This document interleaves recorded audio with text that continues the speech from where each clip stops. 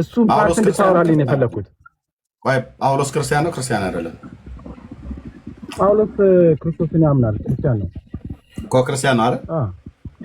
ሐዋርያቶች ውስጥ ክርስቲያን ናቸው አይደሉም? ናቸው። አሁን ያሉት ቤተ እስራኤላውያን ሜሳኒክ ጁሾች የሚባሉ አሉ፣ በጌታ በኢየሱስ ክርስቶስ ያመኑ ማለት ነው። ለምሳሌ እዚህ ሰኒ አለች፣ እዚህ ጋር ደግሞ ቴዲ አለ። ከላይ ያለው ቤተ እስራኤላውያን ናቸው፣ እስራኤላውያን ናቸው። ሜሳኒክ ጁሾች ናቸው ማለት በጌታ በኢየሱስ ክርስቶስ በመሲሁ ያምናሉ። ኦኬ። በእስራኤል ውስጥ ስንት ክርስቲያኖች አሉ በምድሪቱ ላይ? እኔ ጀስት በአጠቃላይ ከአንድ ሚሊዮን የበለጠ ክርስቲያኖች ይኖራሉ። ኦርቶዶክሱም፣ ካቶሊኩም፣ ወንጌላውያኑም ሜሳኒክ ጁሾችም ተቆጥረው። ይህንን ጠቅላይ ሚኒስትሩ ናቸው ሲናገሩ የሰማሁት የራሱ ስብሰባ ላይ። ራሱ ፕራይም ሚኒስትሩ በነገራችን ላይ በክርስቶስ አያምንም። ነገር ግን አሁን ግለሰቡን እንተውና በአጠቃላይ ህዝብ ስንት ህዝብ አለ፣ ከዛ ውስጥ ክርስቲያን ስንት ነው ብንል ኦኬ በቃ ይሁን። አሁን 1 ሚሊዮን የሚያህል ክርስቲያን አለ ብለው ጠቅላይ ሚኒስትሩ ራሱ ሲናገሩ የነበረ ቪዲዮ አለ እጄ ላይ ማለት ነው። ኦኬ 1 ሚሊዮንም አይደለም አንድም ክርስቲያን ይኑር፣ ሰኒ ብቻ ትኑር እዛ ምድር ወይ ቴዲ እና ሰኒ ብቻ ይኑር። ምንድን ነው አሁን ያንተ ጥያቄ ወንድማችን? አዎ ጥሩ። አሁን የክርስቲያንን ህዝብ ብዛት ቁጥር የምናይ ከሆነ ለምሳሌ ሳውዲ አረቢያ ውስጥም ብዙ ክርስቲያኖች አሉ።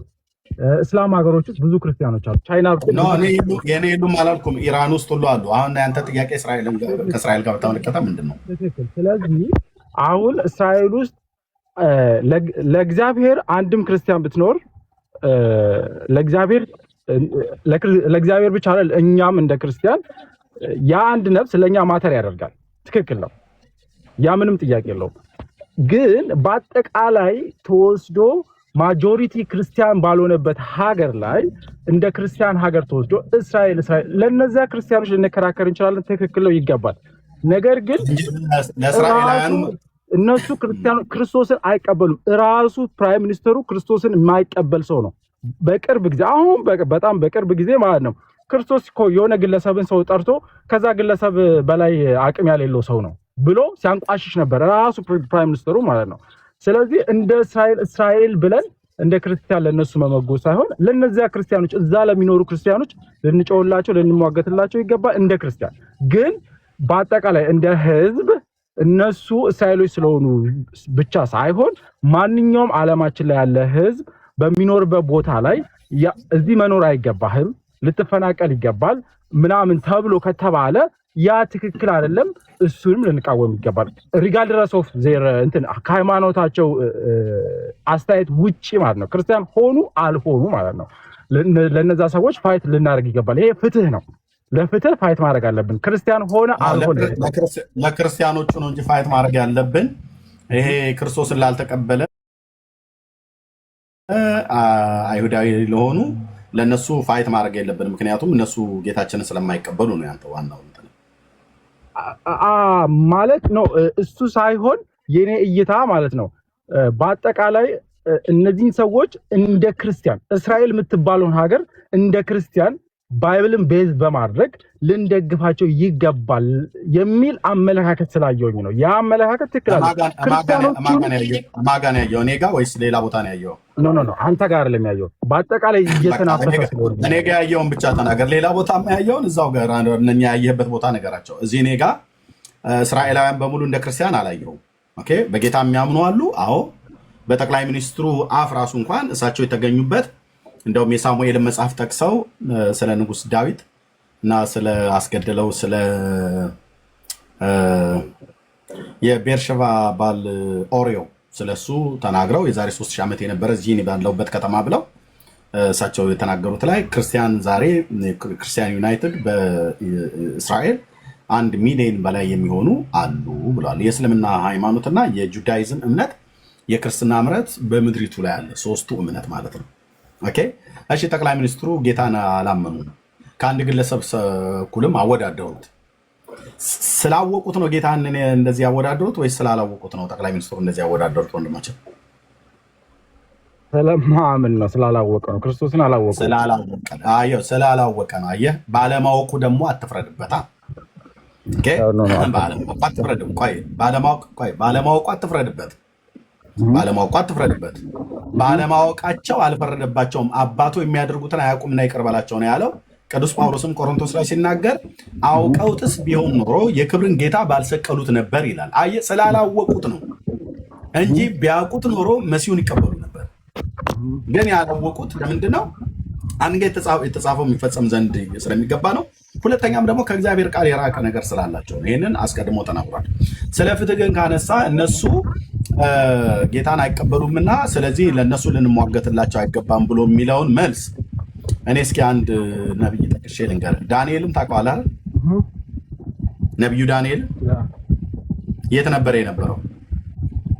በምርኮ ምድር የት ነበር የነበረው? በባቢሎን ነው። በባቢሎን አይደል? ኦኬ። የባቢሎን ንጉስ ስሙን ታስታውሰዋለህ? በወቅቱ የነበረው ናቡከደነጾር ነው። ናቡከደነጾር። ኦኬ። እሱ ማርኮ ወሰዳቸው አይደል? ማርኮ በወሰደበት ምድር ላይ እነሱ በባርነት በነበሩበት ምድር ላይ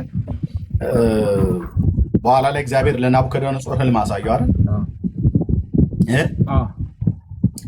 አንድ ዛፍ አሳየው አይደል? ዛፉ ሲቆረጥ ምን ነበር የሆነው? ከዛፉ ላይ ምኖች ሸሹ? እሺ፣ ታሪኩን በደንብ አላስታውስም፣ ንገረኝ። ብታስታውሰው ጥሩ ነበር። አየህ፣ ዛፉ እንደተቆረጠ ማታስታውሰው?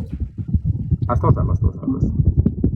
እሺ፣ ዛፉ ሲቆረጥ ምን ሆነ እኮ? ለዛ እኮ ነው ሁሉንም አላስታውስም ያልኩህ። ንገረኝ አንተ።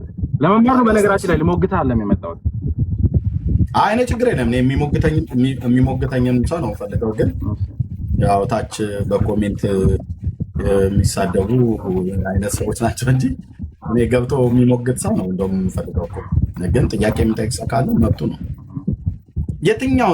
የትኛውንም በዚህ ሀገርና ታሪክ ህዝብ ላይ በታሪክም በመጽሐፍ ቅዱስ የሚሞግትም ሰው ካለ መጥቶ ይሞግት።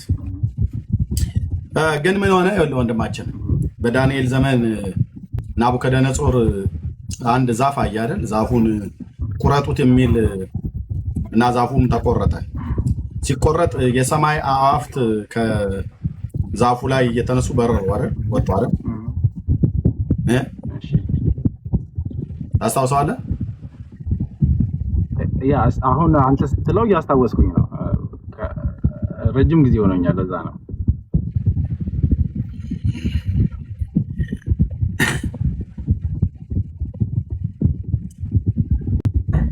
ስለዚህ እንዴት ብዬ ላውራ? አሁን የማታውቀውን ታሪክ ነው የማወራው።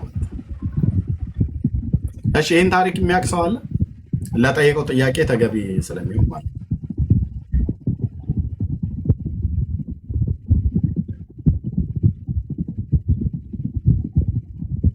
የሚያውቅ ሰው አለ?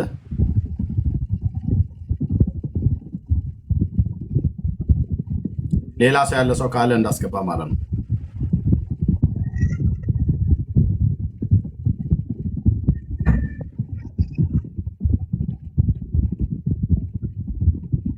አሎ፣ የለም?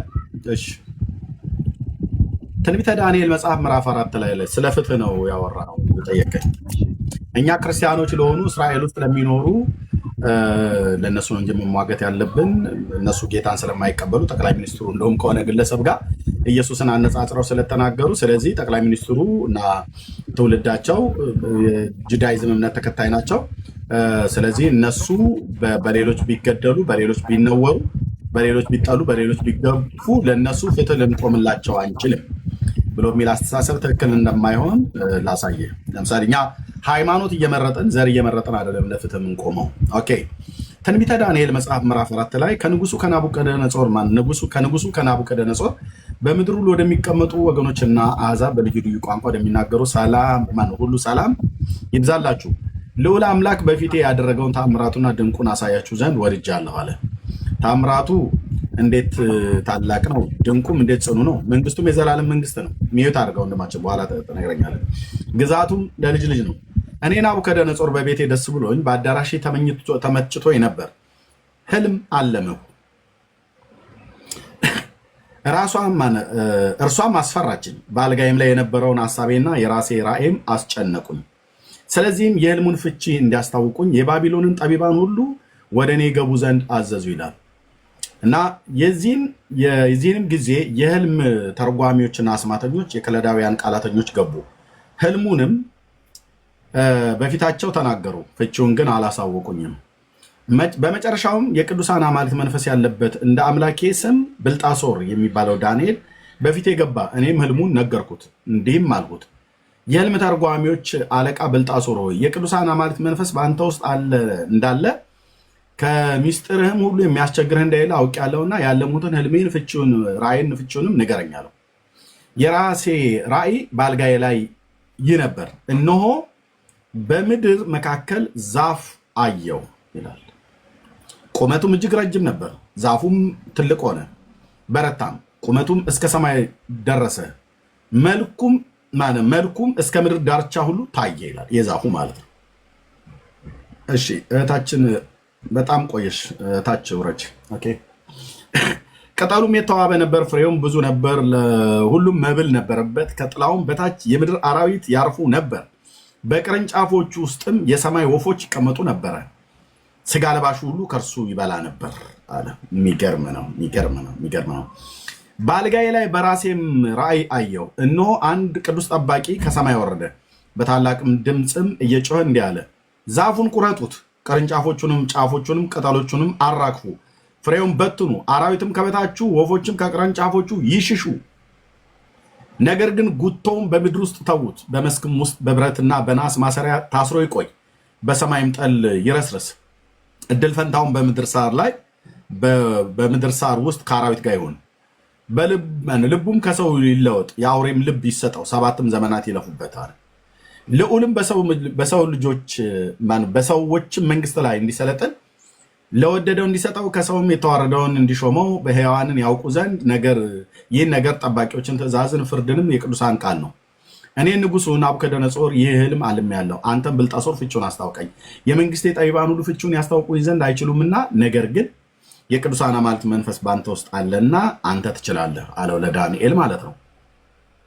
የህልሙ ትርጉም ዳንኤል ሲተረጉም ምዕራፍ 4 ቁጥር 19 የዚያን ጊዜ ብልጣሶር የተባለው ዳንኤል 1 ሰዓት ያህል አሰበ።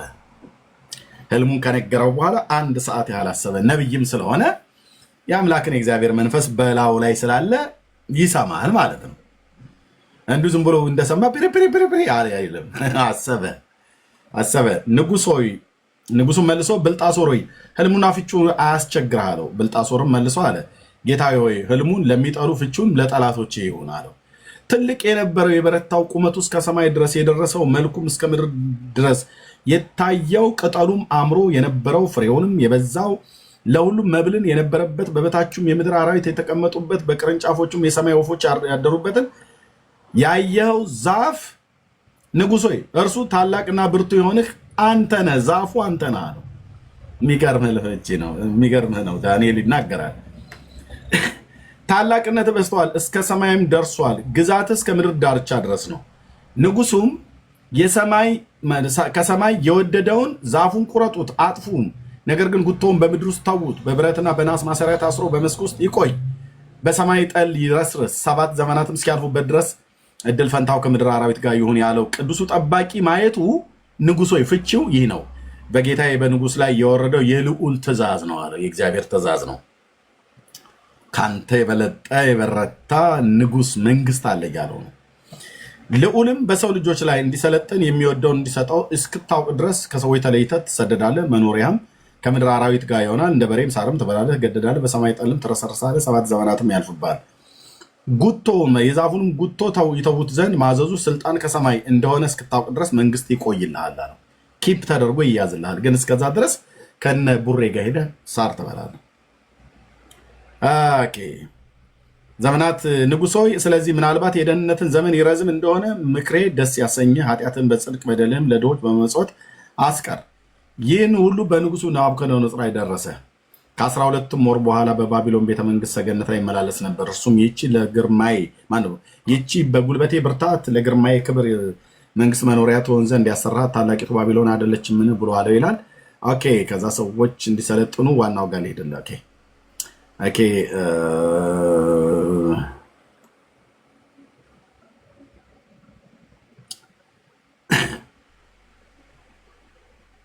እና እነዚህ የምድር አራዊቶች ዛፎቹ ሲቆረጡ የምድር አራዊቶቹ ተባሉቱ የምድር አራዊትና አዋፍት የተባሉቱ በሙሉ እግዚአብሔር በሱ መንግስት ውስጥ እንዲሆኑ ለናቡከደነጾር መንግስት ተላልፈው እንዲሰጡ በቀኝ ግዛት በባርነት እንዲማረኩ አሳልፎ የሰጠው ህዝብ ነው።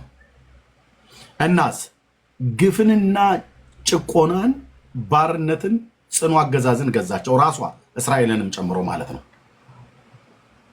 ልብ በል ዛፉ ሲቆረጥ የነዛ ወፎችና አራዊት ሁሉ ከመንግስቱ እንዲበሉ እግዚአብሔር በሱ መንግስት በሱ ግዛተ መንግስት ውስጥ ተማርከው እንዲሄዱ ወደ ባቢሎን እንዲሄዱ በያሉበት ሀገር ሁሉ በማረከበት ምድር ሁሉ እስራኤልን ሁሉ ጭምር ስለማረከ ያኔ ግዛተ መንግስት ውስጥ ያሉ ሰዎች ሁሉ በሙሉ በሱ መንግስትና በሱ ስልጣን ስር ነበሩ የነበሩት።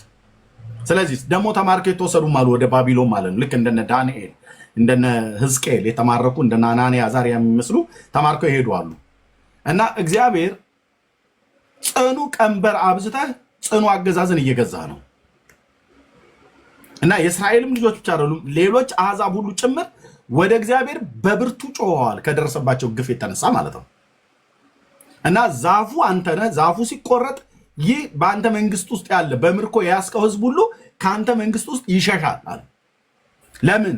ግፍ አድርገህባቸዋል። ዳንኤል በዚህ ትንቢት ውስጥ ከእስራኤል ቤት ውጭ ላሉት የአሕዛብ መንግስታት ሁሉ በባርነት በጽኑ ባርነት ሊገዛቸው ለነበሩ ህዝብ ሁሉ እግዚአብሔር ከእጁ ያንን ህዝብ እንደሚያስመልጥ ትንቢት ተናግሯል። አልተናገረም? ወንድማችን ስለ ፍትህ ጮኋል? አልጮኸም? እንደሚያመጣ ተነግሯል። አውዛ ውስጥ ዳንኤል ትንቢት ሲናገር ለእስራኤል ብቻ ነው ያለው። አዎ፣ ግን ምንድነው ያለው? ሙግትሽን የሚሟገት የእስራኤል አምላክ እግዚአብሔር ይሟገት ይችላል። እንደው እጄን በባቢሎን ላይ ክንዴን በከለዳውያን ምድር ላይ ገልጣለሁ። ስለዚህ እንደው ምንድነው ያለው በነቢያት መጽሐፍ በነ ኢሳይያስ ሁሉ ጭምር ሳይቀር እናንተ እግዚአብሔርን ዕቃ የምትሸከሙ ልፍ በሉ ከባቢሎን ውጡ፣ በችኮላ እንደውም አትወጡም፣ በመኮብለልም አትሄዱም እያለ ግን እግዚአብሔር ያስወጣችኋል። ሙግትሽን የሚሟገት አምላክ በባቢሎን ላይ እግዚአብሔር ይፈርዳል እያሉ ነቢያት ለእስራኤል ብቻ ሳይሆን ለሌሎችም ሁሉ ጭምር ተናግረዋል። ስለ ፍትህ ዳንኤል አልጮኸም፣ ስለ ሌላ ህዝብ ጮኸዋል። የእነሱን እምነት ስለሚከተሉ ነው፣ ጁዳይዝም እምነት ስለተከተሉ ነው ስለ ሌሎች ህዝብ የጮኸው አይደለም። ፍትህ ይህን ልንገርህና ፍትህ ክርስቲያን ሙስሊም ስለሆኑ አይደለም። እስራኤላውያን ለእስራኤላውያን ልንሟገትላቸው አይገባም ነው ያንተ ዋናው ታርጌት። ክርስቲያኖች ከሆኑ ለእነሱ ልንሟገት ይገባል። ግን እነሱ ክርስቶስን ስለማይቀበሉ ለእነሱ ልንሟገት አይገባም። ትክክል አይደለም። የኛው መረዳት ነው የምልህ። ለምን? ክርስቶስን ስለተቀበሉና ስላልተቀበሉ ክርስቲያን ስለሆኑና ስላልሆኑ አይደለም። ፍትህ ሙስሊምም ቢሆን ትሟገትለታለህ፣ ጁዳይዝምም ቢሆን ትሟገትለታለህ፣ ክርስቲያንም ቢሆን ትሟገትለታለህ። ቡዳ፣ ሂንዱዝም፣ አማራ፣ ኦሮሞ፣ ትግሬ፣ ከምባታ፣ አይሁድ ምናምን ነገር ግሪካዊ፣ ባሪያ፣ ጨዋ፣ ድሃ፣ ሀብታም ብለህ እሳት ላይ ትሟገትለታለህ ማለት ነው። ስለዚህ እስራኤላውያን አብዛኞቹ ክርስቶስን ስላልተቀበሉት ስለዚህ በሌሎች መንግስታትና በሌሎች ህዝብ ከሀገራቸው ከምድራቸው መጥፋት አለባቸው ብለው በሚፈርዱባቸው ሰዎች ላይ እነሱም ደግሞ ተነስተው መጥፋት የለብንም ራሳችን እናስጠብቃለን ብለው በሚያደርጉት ፍትሐዊ ጦርነት ላይ ዓለም ሁሉ ጭምር ለእነሱ አንመሰክርም ብሎ በተቀመጠበት ለእነሱም ፍትሐዊ በሆነ መንገድ ለነዛም ለጠላቶቻቸው ፍትሐዊ በሆነ መንገድ መፍረድ እግዚአብሔር የጠራው ሰው ስራው ነው። የሆነ ስራዬ ነው። ፍትህ ለፍልስጤማውያኑ ለእስራኤላውያኑ በኩል አይነት መታየት ያለበት ማለት በኩል አይነት ያግባባናል በጣም። እኔ ጀምር አቋሚ የነበረው ለእስራኤላውያኖቹ ክርስቲያን ስላልሆኑ እንደግፋቸዋለን ወይ አንደግፋቸውም አይደለም የኔ እንትን ማለት ነው። ቅድም አስታውሰህ ከሆነ ከሃይማኖታቸው እይታ ውጭ ክርስቲያን ሆነ አልሆነ ሙስሊም ሆነ የትም ሀገር እስራኤል ሀገር ላይ ስላሉ ብቻ አለም የትም ጥግ ላይ ያለ ህዝብ አንፌርሊ ትሪት ሲደረግ ለዛ ህዝብ እንዳልከው ከሃይማኖቱ እይታ ውጪ ከዘሩ ውጪ ከሀገሩ ከምኑ ከሁሉ ነገር ውጪ ፍትህ ላይ ለፍትህ እንደ ክርስቲያን ማንኛውም ክርስቲያን ለፍትህ መጫወት ይሄ ትክክል። እዛ ጋር እንስማማለን ሁለታችንም። የኔ ፖይንት የነበረው ስለ እስራኤል ስለዚህ አንተ ስለ እስራኤል ፍትህ ትጫዋለህ? ለምን አልጮህም? ክርስቲያን እስራኤላውያን አሁን በዚህ ጊዜ ምን ስለሆኑ ትጮህላቸዋለህ? አሁን ይኸውልህ እዚህ ጋር አሁን እኔ እነሱ ክርስቲያን ስለሆኑ ስላልሆኑ ሳይሆን ሰው እዛ ሀገር ውስጥ እየተገደለ ከሆነ ከሆነ አይደለም አሁን ያለው ከሆነ አይደለም። ለምሳሌ በአሁኑ ሰዓት ላይ ኦክቶበር 7 ላይ 1200 እስራኤላውያን ተገለዋል። እንደው ዋናውን የጅምላውን ነው ብዬ የምልህ ትክክል አይደለም። በየጊዜው አይ ትክክል አይደለም። ለነዛ ለሞቱት ነፍስ እግዚአብሔር አይገደውም? ይገደዋል። ለፍልስጤማውያኑስ ነፍስ እግዚአብሔር አይገደውም? ትክክል። በቃ እሱ ነው ማለት ነው። ዓለም ግን አሁን እየጮኸ ያለው ለሞቱት እስራኤላውያን ነው እየጮኸ ያለው ስለ ፍትህ፣ ወይስ ለሞቱት ፍልስጤማውያን ብቻ ነው እየጮኸ ያለው እስራኤል ማነው ዓለም? እኔ ለሁለቱም በተለያየ በዓለም ያለው ህዝብ ለሞቱት ፍልስጤማውያን ብቻ ነው እየጮኸ ያለው ወይስ ለሞቱት እስራኤላውያን ሁሉ ጭምር እየጮኸ ነው ያለው? አሁን በዚህ ጊዜ አብዛኛው ህዝብ በዓለም እውነተኛው እኔ አሁን ከማያቸው ሚዲያዎች እና ከማያቸው ሁኔታዎች ተነስቼ አብዛኛው አሁን ከረንትሊ ኢራን በጦርነቱ እስራኤል ወደ አንተ ፖይንት ነው መጣ ግድ የለም ያንተን ፖይንት ጋር ልመጣ ነው። እስራኤላኖቹ እና አሜሪካኖቹ ሞር ጉዳት እያደረሱ ስለሆነ እስራኤል ላይ በአሁኑ ሰዓት ላይ ኢራን ተጎዳች የሚል ጩኸት ብዙ እየተሰማ ሊሆን ይችላል። ግን መጀመሪያ ላይ አንተ እንዳልከው ደግሞ እስራኤላኖቹ ከመሬት ተነስቶ ላይሆን ይችላል ጥቃት ያደረሱ ማለት ነው። ይሄ ፖለቲክስ ነው። ጀርባው ላይ ብዙ መጥፎ ነገር ሊኖር ይችላል። አይ ዶንት ኖ አላውቅም። ስለዛ ፖለቲክስ ሁልጊዜም ባለጌ ነው። እኔ አሁን እዛ ውስጥ መግባት አልፈልግም። እኛ ግን እንደ ክርስቲያን ማለት ነው በአጠቃላይ እንደ ክርስቲያን የትኛውን የእስራኤል የኢራን ፖለቲካ ነው ብለህ የምታምነው አንተ? ሊኖረው ይችላል። መንግስታት የሚሰሩት ነገር ሊኖረው ይችላል አይደለም። ለምሳሌ ሊኖረው ይችላል አይደለም። ፖለቲካዊ ከሆነ እስራኤል ኢራን ስጠይቅ በአጠቃላይ አትበለኝ። የእስራኤል ኢራን ጦርነት መንፈሳዊ ነው ወይስ ፖለቲካዊ ነው? እኔ እንደ አንዱ የዓለማችን ጦርነት ነው ማየው። መንፈሳዊ ነው ብዬ አላየውም። መንፈሳዊ ካልከኝ ደግሞ በአጠቃላይ በመጨረሻው ዘመን የሚደረጉ ጦርነቶች በአጠቃላይ የክርስቶስን መምጫ የሚያሳዩ ናቸው። መንፈሳዊ ነው ካልከኝ መንፈሳዊነቱን ፖይንት አሳየኝና ልረዳ። ኦኬ እሺ ቴንክ ቅድም የጠየኩን አልመለስክልኝም። ልክ እንደዚሁ መልስልኝ። አሁን እኔ ፖለቲካዊ ነው እንጂ መንፈሳዊ ነው ብዬ አልልም። መንፈሳዊነቱ አይታየኝም ነው ያልከው። ይሄ ግድ ይታይ ብዬ አልልህም። አሳያለሁ ግን መንፈሳዊነቱ ማለት ነው። ኦኬ ቅድም የጠየኩ ላይ ዓለም አሁን አጠቃላይ የሚጮህ ጩኸት በሚዲያም ላይ አብዛኛው ለእስራኤል ህዝብ ነው ስለ ፍትህ እየተሟገተ ያለው ወይስ ለፍልስጤም ህዝብ ነው ስለ ፍትህ ህዝብ እየጮህ ያለው? በዓለም ዙሪያ ለሁለቱም ወገን በተለያየ ጎራ የሚጮሁ ሰዎች አሉ። የትኛው ግን ይበዛል? በአሁኑ ሰዓት ላይ ኢራን ሞር እየተጎዳች ስለሚመስል ለኢራን የሚጮህ የበዛ ይመስለኛል። ለፍልስጤማውያኑስ? ለፍልስጤማውያኖቹም እንደዛው የሚጮህ ሰው አለ። ለሊባኖሳውያኑስ አለ? ለምትሚጮህ ለእስራኤልም የሚጮህ አለ። አሁን ለምሳሌ ዩሮፕ ብትሄድ አሜሪካ ብትሄድ እንደ መንግስት መንግስታቶቹ ዝም ብሎ ሊሆን ይችላል። ግን ህዝቡ ግን የሚደግፍ አለ ማይደግፍ አለ። ይህንን መናገር አትችልም። መንግስት ግን እንደዚህ እናድርገው። እዚህ ያላችሁ 360 ሰው አብዛኛው በዓለም ያለ ሚዲያ ስለ እስራኤል ነው ስለ ፍትህ የሚጮህ? ለእስራኤል ነው ስለ ፍትህ የሚጮኸው ወይስ ለፍልስጤማውያንና ለአረቦቹ ነው ስለ ፍትህ የሚጮኸው? አብዛኛው ለእስራኤል ወይ ለፍልስጤም እያላችሁ ጻፉ ከታች ያላችሁ። አብዛኛው ማጆሪቲ ለማን ነው እየጮኸ ያለው? ለአረብ ወይስ ለእስራኤል?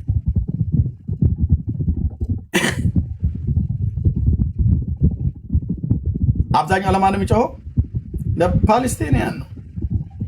ኦኬ ሊጮህላቸው አይገባም እያልልም የእውነት ይኸው እግዚአብሔር ምስክሬ ለምን ተጮህላቸውም እያልልም አብዛኛው ለማን ነው? ለፍልስጤማውያን ለአረቦቹ ነው የሚጮኸው። ለኢራንም ለሶሪያም ለሊባኖስም ለምናምን ነገር ማለት ነው። ለምን ተጮህላቸው አይደለም፣ ሊጮህላቸውም ይገባል። ለእስራኤል ግን የሚጮህ አሁን ከሚጮህ ህዝብ በላይ ግን አብዛኛውን ቁጥሩ የሚይዘው ለእስራኤል አይደለም። ጮህ ማነሽ እህታችን ጥያቄ ያለ ብለሽ ታያለሽ። ገብተሽ እዚህ ስለምትቀመጪ ይቅርታ ስላላወቅሽ በቃ ሰዎች ይሻሉ። ቅድም ጥያቄ ጠይቀሻል፣ ገብተሽ የምትቀመጪው ያውም ደግሞ ምንድነው ሃይድ አድርገሽ ነው የምትቀመጪው። እንደዛ አይደረግም። ኦኬ ቴንክ ዩ። ኦኬ አየህ ፍትህ ለፍልስጤም ብቻ አድልታ አትጮህም። ፍትህ ለእስራኤል ብቻ አድልታም አትጮህም። ፍትህ ለሁለቱም ነው የምትጮኸው። አብዛኛው ሰው ፍልስጤም እያለ ነው እኮ። ታዲያ አሁን አየሁ አይደለ? ያ መንፈሳዊነቱን አሳየኝ እስቲ እንዳልከው። ኦኬ መንፈሳዊነቱን አሳየኝ። ኦኬ መንፈሳዊነቱ ለምሳሌ እንደዚህ ብዬ ልጠይቅህ፣ ነገርን ከስሩ ብሎ ስለሚል የነ አስቴርን ዘመን ታስታውሰዋለህ? የነ ነህምያን ዘመን የነ መርዶክዮስን በዛው በባቢሎን አይደል? መርዶክዮስ ሊገደልበት እና የአይሁድ ሕዝብ ሊጠፋበት የነበረው ጊዜ ታስታውሰዋለህ? ማን ነበር ሊያጠፋቸው የነበረው?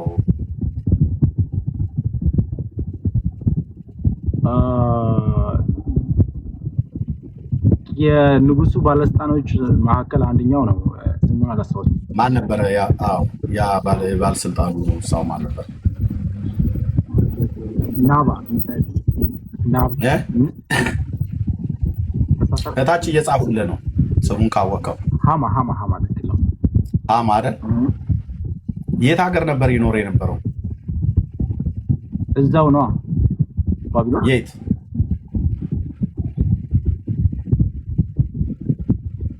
የት ነው? እዛው ባቢሎን ባቢሎን ነው። ባቢሎን አይደለም።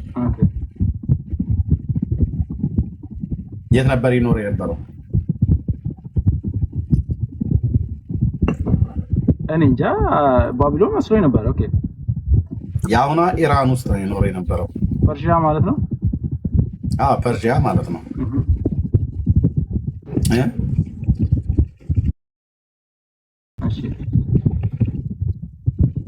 እሺ ለምን ነበር ሊያጠፋቸው የፈለገው? የአይሁድን ሕዝብ በሙሉ ነበር አይደል ይጥፋ ብሎ ደብዳቤ ያጻፈው? ለምን ነበር እንዲጠፉ የፈለገው ሀማ?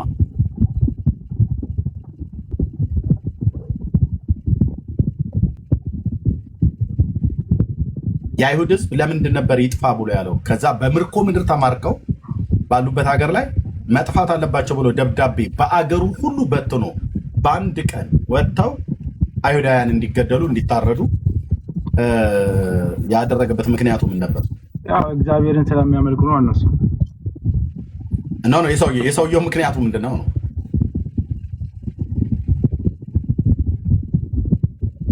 እኔ እንጃ አላውቅም። እሺ አሁን የኢራኑ መንፈሳዊ መሪ ሀያቶላ አለ አይደል? በባለፈው የሞተው ሽማግሌ የአይሁድ ሕዝብ ይጥፋ እያለ ይናገር ነበር ደጋግሞ። ሰምተዋል? ይመስለኛል። እንደ እሱ ብቻ ሳይሆን ብዙ እኔ ስለሱ ነው እያወራ ዴስቱ አሜሪካ ዴስቱ እስራኤል። ቆይ ብራዘር፣ እኔ ስለ አይሁድ ሕዝብ ነው እያወራ ያለው። አሁን ስለ አይሁድ ሕዝብና ስለ ኢራን መንፈሳዊነቱን አሳየን ብለህ ስላልክ ላሳየህ ይላል። ሀያቶላው ምን ነበር ይል የነበረው? ዴስቱ እስራኤል ይላል። እስራኤል መጥፋት አለበት፣ ሞት ለእስራኤል እያለ ያውጃል አይደል? በግሉ ነው የሚናገረው? በፓርላማ ደረጃ አጽድቆ ነው ይሄን የሚናገረው? ያው የሀገር መሪ አይደለም። ስለዚህ በመንግስት ደረጃ አጽድቆ ነው አይደል? እንደዛ ነው የሚሆነው። ግድ ነው። ኒኩለር ለመስራት ይፈልጋል አይደል? ኒኩለር ሰርቶ ማንን ለማጥፋት ነው የሚፈልገው? እኔ ይቻላል። ያው እንግዲህ ማያያዝ ትችላለህ። ለልጆች መጫወቻ አይደል? አሁን ሚሳኤሉን የሰራው ማን ለመደብደብ ነበር? በነገራችን ላይ ሌላው አንግል ምን ያስባል ብለህም ማሰብ አለ። ኖ ብራዘር፣ እኔ ሌላውን አይደለም፣ እኔ እናንተን የምናወራው መንፈሳዊነቱን ላሳየ ነው። ሞት ለእስራኤል እያለ በየፓርላማው የሚያውጀው ሰውዬ ራሱን ሊከላከል ማለት ይቻላል። ቆይ መሳሪያ የሚሰራው ለማን ነበር? ለማን ማጥፊያ ነበር? እስራኤልን ለማጥፋት ነው ልትል ትችላለህ፣ ግን ራሱን ሊከላከል ልትል ትችላለህ። ያንተን እየጠየኩ ያለሁት ሞት ለእስራኤል እያለ በየፓርላማው የሚያውጀው ሰውዬ መሳሪያ የሚያሰራው ለማን ነው? ማን ለማጥፋት ነው? ይቅርታ አድርግልኝ፣ እኔ እስራኤልን ሊያጠፋበት ነው ብዬ ማሰብ አልችልም። ግን ማሰብ አትችልም። ቆይ አድመጠኝ ነው። ፍትህ ለፍልስጤም ፍትህ ለእስራኤል ብሎ የሚል ማለት ነው። ሚዛኑ እዚህ ጋር የለቀቀ ትውልድ ማለት ነው። ምን እላለሁ እዚህ ሚዛንን ሲለቅ ሞት ለእስራኤል እያለ በየፓርላማው የሚያውጀው ሰውዬ መሳሪያ ለምንድን ነው የሚሰራው ብዬ ስልህ እኔ እስራኤልን ሊያጠፋበት ነው ብዬ አልልም ማለት። ሞት ለእስራኤል እያለ የሚያውጀው በአፉ የሚያውጀው ሰውዬ መሳሪያ የሚሰራው ማንን ለማጥፋት ነው? እታይ ጻፉ ወንድሞች ናቸው። አንተ አሁን ዝም በል አንተ ለማንም አለም ብለሃል። እታይ ጻፉ። ቆይ ሰዓት እኮ አለ። ሰዓት ሁሉ አሰርቶ ወደኋላ የሚቆጥር ችግር የለም። እስራኤል የምትጠፋበትን ሰዓት የምትጠፋበትን ኦኬ። ልብ በሉ ታች ያላችሁ ሰዎች አሁን እንደዚህ አይነት ሰዎች ናቸው ለፍትህ እንቆማለን ብለው የሚሉት ማለት ነው። በየፓርላማው ልብ በሉ እናንተ መልሱ። በየፓርላማው በራሱ በፓርላማ ደረጃ በስልጣን ያሉ በሚኒስትሮች ደረጃ ሁሉ ጭምር በሃይማኖቱ በሺያ ሙስሊሞች ሁሉ ጭምር ሳይቀር በየመስጊዳቸው በየፓርላማቸው ሞት ለእስራኤል ሞት ለእስራኤል ሞት ለእስራኤል እያለ የሚያውጀው ሰውዬ መሳሪያ የሚሰራው ለምንድን ነው ብዬ ስል እኔ እስራኤልን ሊያጠፉበት ነው ብዬ አልልም ይላል። የሰሩትን ሚሳይል ወደ የትኛው ሀገር ነው የወረወሩት? አሁን አብዛኛው የወረወሩት ወዴት ነው? አብዛኛው አሁን እንደውም አሜሪካ ገብታ ስትመታ እነ ዱባይ ነው የመታችው። ያን ሁሉ ሚሳይል 1000 ሚሳይል ሲያዘንቡ የነበሩት ወዴት ነበረ? ለልጆቻቸው መጫወቻ ነበር እንደ እየሰሩ ያሉትን ሚሳይሉ ለእስራኤል ነው ብዬ አልልም አልከኝ። ሞት ለእስራኤል ብሎ የሚያውጀው ሰውዬ ኒኩለር ቢሰራ የመጀመሪያ የኒኩለሩን ቦምብ የሚወረውረው እስራኤል ላይ ነው። ስለዚህ እንደዚህ አይነት እብድ ወፈፌ መሳሪያውን እንዳይዝ ቀድሜ አጠፋታለሁ ብሎ ስላለኝ እኔ ቀድሜ አጠፋዋለሁ ብላ እስራኤል አለች። ፍትህ ነው። ያው እኔ ነኝ ያልኩት። አንድም ጴንጤ መጥተህ ይሄንን በእግዚአብሔር ቃል ዲና አታደርግም። እኔ ፊት አንድም ጴንጤ ያልኩ አንድም ኦርቶዶክሱን ዲና አታደርገው። አይ ኤርሚ ትክክል ወይት አንተ እኮ ሞት ለእስራኤል ብሎ ያውጃል አልከኝ። መሳሪያስ የሚሰራው ታዲያ ለምንድን ነው ብዬ ስልህ እኔ ምን ሊያደርገው እንደሆነ አላውቅም፣ ግን እስራኤልን ያጠፋበታል ብዬ አልልም አልክ። ለዚህ ራእይ እዚህ ሚዛኑ ሲለቅ አልኩ እኮ ኤርሚ። አሁን መንፈሳዊነቱን አሳየኝ። ኦኬ መንፈሳዊነቱ ላሳይ። አሁን ትክክል ነህ ብለህ ካልከኝ ኦኬ ገባ ማለት ነው። ቴንክ ዩ። መንፈሳዊነቱ ሃማ ለምን ነበር እስራኤልን ሊያጠፋ የፈለገው ያኔ በዛ በምርኮ ምድር በነበሩበት ዘመን? ምክንያቱ ምን ነበር?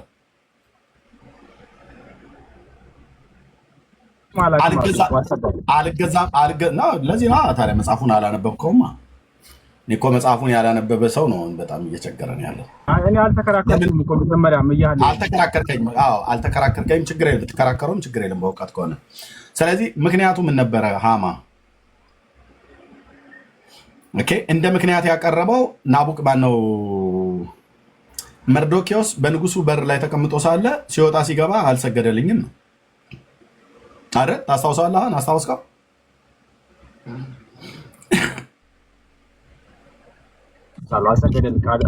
አልሰገድክልኝም ብሎ ተናዶ ነው። ዕብራዊ የሆነው ዳንኤል እና ህዝቧ ለማን ነው ስግደት የሚሰሩት? በቶራ ላይ በቶራ ላይ በብሉይ ኪዳን መጽሐፍት ላይ ለማን ነው ስገዱ ተብሎ የተጻፈው?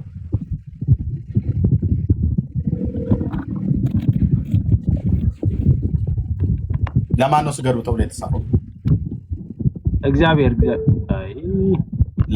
ለእግዚአብሔር። ስለዚህ ሃማ ስላልተሰገደለት ነው አይደለ ሊያጠፋው የፈለገው መርዶኪዎስ እና ዘሩ። ኦኬ ሀያቶላ እስራኤልን ሞት ለእስራኤል እያለ የሚለውን ምን ስላደረጉት?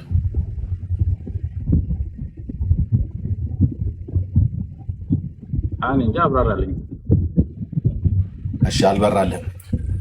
ሃማም ሀያቶላም የሚኖሩት የትኛው ምድር ላይ ነው? እስራኤሎች እግዚአብሔርን አይቀበሉም መቼስ እነሱ። አልጠየኩም ብራዘር። ሃማም ሀያቶላም የሚኖሩት የትኛው መሬት ላይ ነበር? የትኛው ምድር ላይ ነበር? በርሻ ላይ ነው።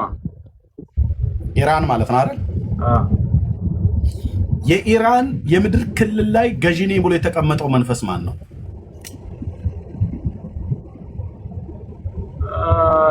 የእግዚአብሔር መንፈስ ነው ብዬ አላምንም።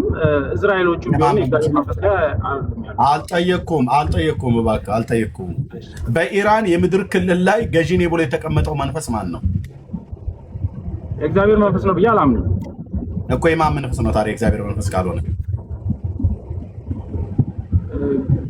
ተናገርኩት እኮ ኤርሚ፣ ከዚህ በላይ ምን ልበል? ኦኬ በቃ አላወቀውም። የፋርስ አለቃ ሲባል ሰምተህ ታውቃለህ? የእግዚአብሔር መንፈስ አይደለም ያመፈሰ ነው እኮ። የፋርስ አለቃ ማለት አጋንንት ነው አይደለም? ነው። ገብርኤልን 21 ቀን የተቋቋመ አይደል? የት ምድር ላይ ነው የሚሰራው? እዛ ምድር ላይ ኢራን ላይ አይደል? ከመቼ ጀምሮ? ከጥንት። ያ መንፈስ ነው አየህ፣ በሃማን በኩል የመሲሁን ዘር ማጥፋት የሚፈልገው ያ መንፈስ ነው። በሀያቶላም በኩል የመሲሁን ዘር ማጥፋት የሚፈልገው ፋክት።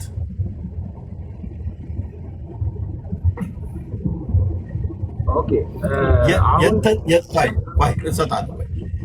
ይሄንን ሊቃወም የሚችል እኔ ሌላ ሰው ቢገባ አሁን እሱ በቅንነት ሊከራከረኝ አይደለም። ተሳስተሃል ኤርሚያስ ብሎ የሚል እኮ ነው እኔ ሰው የጠፋው። አይ ሁሌ እንደሱ አጠብቀህ ኤርሚ አይ አሉ ይኸውልህ፣ አሁን እኮ አንተ ምንም ነገር አልክ። በቅንነት ነው እየተናገርክ ያለው። ማንሽ ሰሚቲ ቅድም አስገብቼሽ አንቺ ደጋግመሽ እዚህ ገስት ላይ ገብተሽም ጠይቀሻል። ኦኬ ስትገቢ ግን ገስት ላይ ተደብቀሽ ትቀመጫለሽ እና ይቅርታ ስላላወቅኩ ሪፖርት ሊደረግም ስለሚችል ብዬ ነው ያስወረድኩሽ። ኦኬ አገኘኝ። አሁን ግን ወንድማችን ሃማ ይኖር የነበረው ሱሳ በሚባል ከተማ ላይ ነው። የሱሳ ግንብ ሱሳ በሚባል ከተማ የኡባል የሚባል ወንዝ አለ። ለዛ አቅራቢያ ላይ ያለች ከተማ ናት። ጥንታዊ ከተማ ነው። የኤላም አውራጃ ተብሎ በሚባለው ያኔ በአውራጃ የተከፈለ ስለነበረ ሜዶና ፋርስ የተለያየ ጥምር መንግስት ከመሆኑ በፊት የተለያየ ሀገር ነው። ኢራን አሁን ኢራን ብሎ የሚለው አሁን ግዛቷን በጂኦግራፊ ያገኘችበት የቅርብ ዘመናት ነው። ከዛ በፊት ግን እንደዚህ ሀገረ መንግስት ሆነው በአውራጃም በሀገርም ደረጃ ተከፋፍለው ፋርስ ለብቻ ነው፣ ሜዶን ለብቻ ነው። እንደዚህ አይነት አለ። የኤላም አውራጃ ለብቻ ነው። ስለዚህ ይሄ መንፈስ እዛ ምድር ላይ ከጥንት ጀምሮ የሚሰራ መንፈስ ነው። ገብርኤልን 21 ቀን የተቋቋመ የአየር ላይ አጋንንት ማለት ነው። የአየር ላይ ዘንዶ ማለት ነው። በምድሪቱ ላይ ይሰራል። ስንቶች ታውቃላችሁ? እንደ መንፈሳዊ ሰው በእርግጥ አንተ ከሌላ ቤተ እምነት ስለሆንክ ማለት ነው። ስንቶች ታውቃላችሁ ዓለምና በእሷ ውስጥ ሁሉ ያሉትን የክፉ የመናፍስት ኃይላት እንደሚገዙ? በእያንዳንዱ ሀገር ላይ ኢትዮጵያ ላይ የተመደበ የክፋት የመናፍስት ሰራዊት ሃይራርኪ ስልጣን አላቸው። ጳውሎስ በኤፌሶን መልእክት መጽሐፍ ምዕራፍ 6 ላይ እንደሚናገረው ማለት ነው። ኦኬ በአየር ላይ ስልጣን ያላቸው የጨለማ ዓለም ገዢዎች አሉ። እነሱ ደግሞ የስልጣን ሃይራርኪ አላቸው። አመድ ላይ በተቀመጠው አተላ በሚል ሰው አተላ በሚያስልሰው ዛር ነው፣ ቃልቻ ነው፣ ደብተራ ነው ብሎ በሚል ላይ ጭፍሮቹ ናቸው የሚሰሩት። እነሱን የሚያሰማራ የክፋት መንፈሳውያን ሰራዊት አለ፣ ሃይራርኪ አለ። ልክ ሚካኤል የመላእክት አለቃ እንደሆነ ሁሉ ልክ እንደዛው በመላእክት በቅዱሳን መላእክት ዓለም ውስጥ የስልጣን ሃይራርኪ እንዳላቸው ሁሉ በጨለማው ዓለም ገዢዎች ውስጥም የስልጣን ሃይራርኪ አለ። ለምሳሌ እዛው ዳንኤል ትንቢት መጽሐፍ ላይ የፋርስ አለቃ የሚባለው ክፉ መንፈስ ነው፣ አጋንንት ነው። የት ነው የሚሰራው? በዛ በፋርስ ኢራን በሚባለው የምድር ክልል ላይ ከጥንት ጀምሮ የሚሰራ መንፈስ አለ። አሁንም ጭምር ነው የሚሰራው። እንደዚሁም የግሪክ አለቃ ደግሞ የሚባለው መንፈስ አለ ይላል ዳንኤል ሲናገር ማለት ነው። የግሪክ አለቃ ደግሞ የሚሰራበት ግሪክ በሚባል ሀገር ላይ ደግሞ የሚሰራ አለ። ልክ ሚካኤል ገብርኤልን ሊረዳው እንደመጣ ባይዘው የኦርቶዶክሶቹን አይደለም ይየምር የኦርቶዶክሶቹ ሚካኤል ገብርኤል ብለው የሚለው እርገጧቸው። እነሱ ጣዖታት ናቸው። እርገጠው አልኩ። እነሱ ትክክለኛ መላእክት አይደሉም። እኔ የማወራው ስለ ቅዱስ ሚካኤል ነው፣ ስለ መላእክቱ ማለት እኛ የምናወራው። ይሄ ካርቶን ላይ ሚዛን እንደዚህ ምናምን ነገር አለ። እሱን እርገጠው ብራዘር፣ እርገጠው። ጣዖት ነው። እኛ እያወራን ያለነው ቅዱስ ሚካኤል መልአኩ ነው። የእግዚአብሔርን መልአክ በይሁዳ መልእክት መጽሐፍ ምዕራፍ 1 ቁጥር 9 ላይ የተጻፈው የእግዚአብሔር መልአክ በትንቢተ ዳንኤል መጽሐፍ ምዕራፍ 12 ላይ የተጻፈው ነው። ያ ቅዱስ ሚካኤል ክንፍ የለው፣ የኦርቶዶክስ ክንፍ አለው። ክንፉን ቁረጠው፣ ክንፉን መድምድ እናጣለው። ሚካኤል ክንፍ አለው ብሎ የሚል መጽሐፍ ቅዱሳችን አይነግረንም። ሚካኤል ሚዛን ይዞ እንትና ሸምሱ እንትን የሚሉበት እንደዚህ ባሌስትራ ሚዛን ምናምን ነገር ይዞ እንደዚህ እየዞረ እስቲ ንሳ ሚካኤል ሚዛኑን አምጣው እያለ ውሃና 78 ነፍስ እግዚአብሔር መለየት አቅቶት ሚካኤልን ንሳ ብሎ ጠራውና ሚዛኑን አመጣ። ከዛ 78ቱ ነፍስ በአንድ በኩል ተቀመጡ። በላይ ሰብ ደግሞ ያጠጣ ውሃ በአንድ በኩል ተቀመጠ። ከዛ ሊመዝን ሲል እመቤታችን ጥላዋን ሄዳ በበላይ ሰብ በኩል እንዲጣል ስታረግበት ከዛ መቼስ ይገርማችኋል እንዴት አይነት ነገር ነበር እያሉ ይሄ የኦርቶዶክስ አርቲ ቡርቲ ተረት ነው። ስለዚህ ኦርቶዶክስ ሚካኤልና ገብርኤል እነ ሸምሱ ናቸው። እነ ሸምሰዲን እዛ ራጉኤል ቤተክርስቲያን ላይ ከእንዲህ አይነት ወረቀት ይሰሩና በሙራቅም በሙጫም አጣብቀው አልደረሰም እንደ ቅዱስ ሚካኤል ስለዚህ አይ ሰርቼዋለሁ ክንፉን ግን አላወጣሁትም ይቆየኝ በሚቀጥለው ሳምንት ላይ አደርስላችኋለሁ እየተባለ ማለት ነው። እኔ ስለነሱ አይደለም የምናገር። እኔ እየተናገርኩ ያለሁት ታላቁ ነብይ ዳንኤል የተናገረው ላይ ሚካኤል ገብርኤልን ሊረዳው መጣ ይላል። ገብርኤል 21 ቀን በዛ የፋርስ አለቃ የተባለው በኢራን የምድር ክልል ላይ የሚሰራ ገዢ ነኝ ብሎ የተቀመጠ መንፈስ አለ። ያ መንፈስ ቅድም እንዳልከው የሰይጣን መንፈስ ነው፣ አለቃ መንፈስ ነው። በክፉ የመናፍስት ኃይላት ላይ አለቆች ከሚባለው መካከል አንዱ የግሪክም አገር አለቃ መንፈስ ነው። አንዱ ደግሞ የኢራን ምድር ላይ የሚሰራ አለቃ መንፈስ ነው። ኢትዮጵያ ላይ የሚሰራ አለ፣ አውሮፓ ላይ የሚሰራ አለ፣ አሜሪካ ላይ የሚሰራ አለ፣ አውስትራሊያ ላይ የሚሰራ አለ፣ ቻይና ውስጥ የሚሰራ አለ፣ በባህር ደሴቶች የሚሰራ አለ። ተራራውን እኔ ነኝ ያስኩት ምንጩም የኔ ነው ብሎ የሚል አለ። ይሄኛው አይን ስለተከፈተ ሳይሆን የውስጥ መንፈሳዊ አይኖቹ ብቻ የተከፈቱ የአምላኩን የእግዚአብሔርን ቃል በሚገባ የሚያቅሰው ብቻ የሚረዳው እውነት ነው። ይሄ መደዴ ሁሉ አይረዳው። ስለዚህ ይህ መንፈስ እዛ ምድር ላይ ስለሚሰራ የሚፈልገው ምን ነበረ? ምክንያቱ በቂ አልነበረም። የአይሁድ ሕዝብ እንዲደመሰስ በዛን ደብዳቤ ተጽፎ አርጤክስስ በሚገዛበት በ120 አገሮች ላይ ደብዳቤ እንዲበተን የአይሁድ ሕዝብ ምንም ያጠፋው ጥፋት አልነበረም። ምንም አንድ ነገር እምቢ ብለዋል። ያውም ጥቂቶቹ ቅሬታዎች ለጣዖቶቻቸው ሲገዱ ብለው ሲሉ አልሰገዱ። እንደነ ዳንኤል አይነት ማለት ነው። ላቆመው ለወርቁ ምስል አልሰገዱ። አናንያ አዛርያም ሳይድ አልሰገዱ። ለምን? ስግደት ዕብራውያን ለእግዚአብሔር ብቻ እንደሆነ ተነግሯቸዋል። አልሰገዱ። እንደዚሁስ የራሳቸው ባህልና ወግ አለ። በአስቴር መጽሐፍ ላይ ሲናገር ምዕራፍ 8 ቁጥር 3 ወይ ምዕራፍ 3 ቁጥር 8 ላይ ምን አለ? ሃማ በከሰሰበት ክስ ላይ አንድ ህዝብ በአገሮችና አንተ በምትገዛው መንግስት ውስጥ ተበትኗል አለ። ይህ ህዝብ የንጉሱን ትእዛዝ አይጠብቅም፣ ባህላቸውና ወጋቸው ከህዝቡ ሁሉ የተለየ ነው አለ። አይሁድ ባህል አለው ማለት ነው። አይሁድ ሃይማኖት አለው። አይሁድ የራሱ ካልቸር አለው። ሌሎችም ከመጡበት ሀገር ላይ የራሳቸውን ካልቸር ይዘው ገብተዋል ወደ ባቢሎን ማለት ነው። አይሁድ ግን የራሱ ካልቸር ስላለው፣ የራሱ ባህል ስላለው፣ የራሱ ሃይማኖት ስላለው የሚሰግደውም ሃይማኖቱ በፈቀደለት ነው። ግን እኮ እንደውም አብዛኛው አይሁድ እኮ ሰግዷል ለወርቁ ምስል። ግን እግዚአብሔር ራሱን ያለ ቅሬታ ስለማይተው እነዛ ጥቂት ሰዎች 3 ወጣቶቹና ዳንኤል ተገኙ ማለት ነው ያልሰገዱ። በአርጤክሲስም ዘመን ሌሎቹ እኮ ለሃማ ሰግደውለታል። አንድ አይሁዳዊ ሰው ስላገኘ አልሰገደለትም። መርዶኪዎስ አይኑን እያፈጠጠ ዘሩን ጠይቆ ለእኔ አሰግድልኝም ብሎ አልሰገደለትም። አንተም ብቻ ሳይሆን ዘርህን ጭምር አጠፋለሁ ብሎ የሚል ምክንያትን ያቀረበው ማለት ነው። ሌላ ምን ምክንያት አለ? አንድ ሰው ለአንድ ሰው አልሰግድም ብሎ ስላለ ዘሩ መጥፋት መደምሰስ አለበት አይደለም። እኛ ከምክንያቱ ባለፈ መንፈሳዊነቱ ነገር ይገባናል። ከበጀርባ ያለው ሃማን ድራይቭ የሚያረገው ማን ነው ብለህ ካልከኝ ገብርኤልን 21 ቀን መልአኩ ቅዱስ ገብርኤልን 21 ቀን በአየር ላይ የተዋጋ አለቃ መንፈስ ነው። ያ መንፈስ ደግሞ የእግዚአብሔር ሕዝብ ጠላት ነው። አይሁድን ማጥፋት ይፈልጋል። የአብርሃምን ዘር መጨረስ ይፈልጋል። እግዚአብሔር በሚገርም መለኮታዊ ተአምራት ጣልቃ ገብቶ ሕዝቡን አዳነ። እዛ ምድር ላይ ነው የነበረው ሃማ። እዛ ምድር ላይ ነው የነበረው አሁን ሀያቶላ።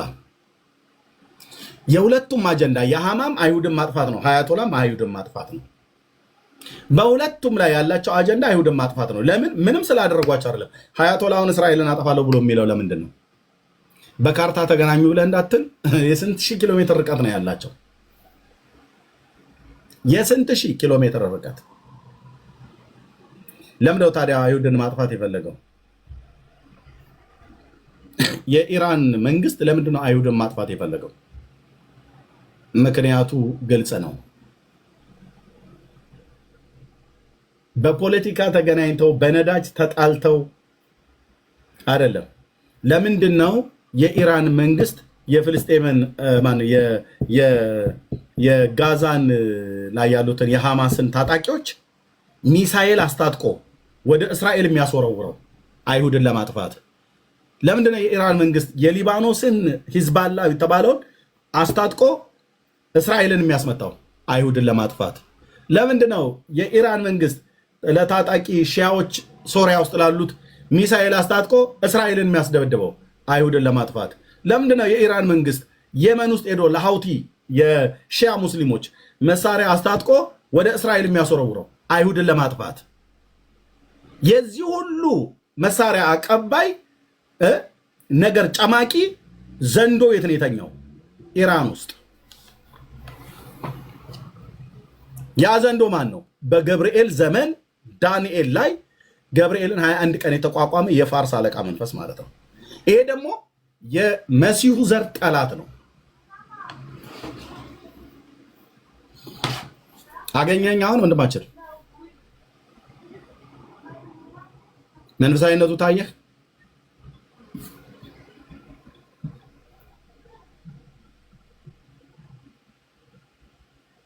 እሺ ወንድማችን ባይሰማም አያችሁት አይደል? ሌላው ትውልድ እዚህ 400 ምናምን ነገር ከኋላ ተደብቆ የሚሰማ ይዟል እና ተደብቆ ይሰማል።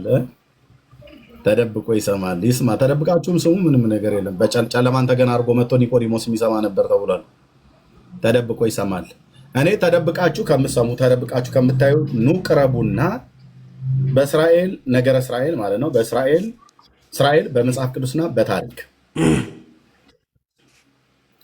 በእሱ ላይ ማውራት እንችላለን። እሺ ወንድማችን እንግዲህ ጨርሰሃል። መንፈሳዊነቱ ይሄ ነው መልኩ እላለሁ። ለሌሎች እድል እንስጥ። እሺ እኔ ጥያቄ አጠር ያለች እሺ እሰጥሻለሁ። እንግዶች እናስቀድምና እሰጥሻለሁ። እሺ አሺ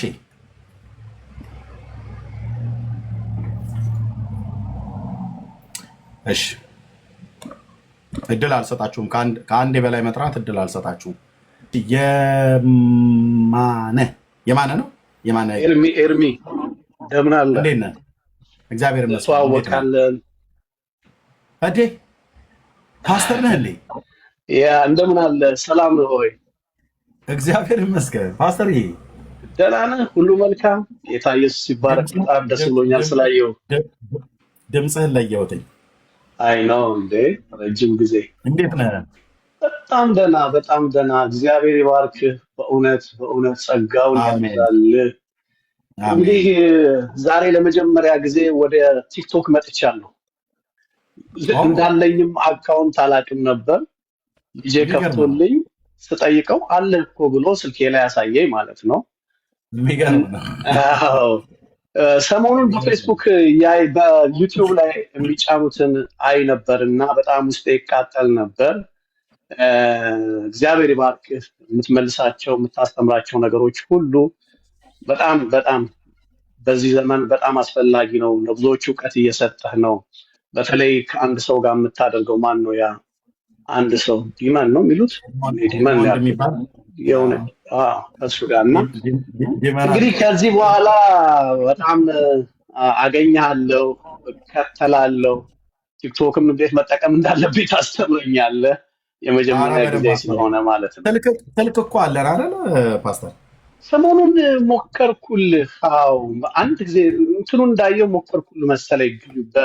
በሜሴንጀር ነው መሰለኝ። ሜሴንጀርማ ከሆነ እንትን ነው ፌስቡክ ነው አይ ቲንክ። ቆይ እስኪ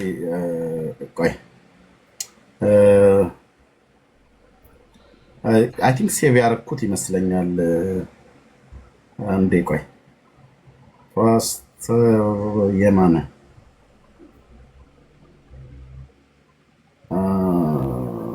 ኦኬ መጨረሻው 91 99 ነው አይደል? የስ ልክ ነህ አለህ ማለት ነው።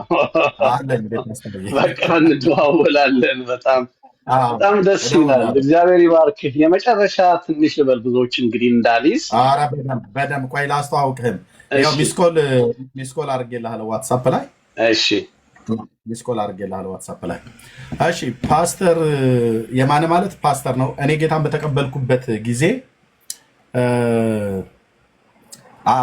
የሚያገለግልበት የኛ የኢትዮጵያ ጉባኤ እግዚአብሔር ቤተክርስቲያን 6 ኪሎ አጥቢያ ማለት ነው።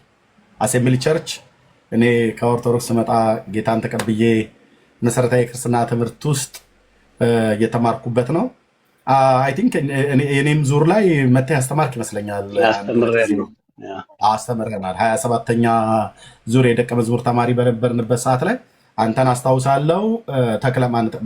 ኃይለማርያም ነው ጥቁሩ ኃይለማርያምን፣ ፓስተር ለጌን፣ ወንጌላዊ ስንታየ ተስፋዬን፣ ፓስተር ጥላሁን ሲዳን አስታውሳለሁ። እና አጭር ነበረች ደግሞ አንዲት እህት ነበረች የምታስተምር እንደዚሁ ክትትል ላይ ይመስለኛል። እሷንም እንደዚህ አግኝቻለሁ።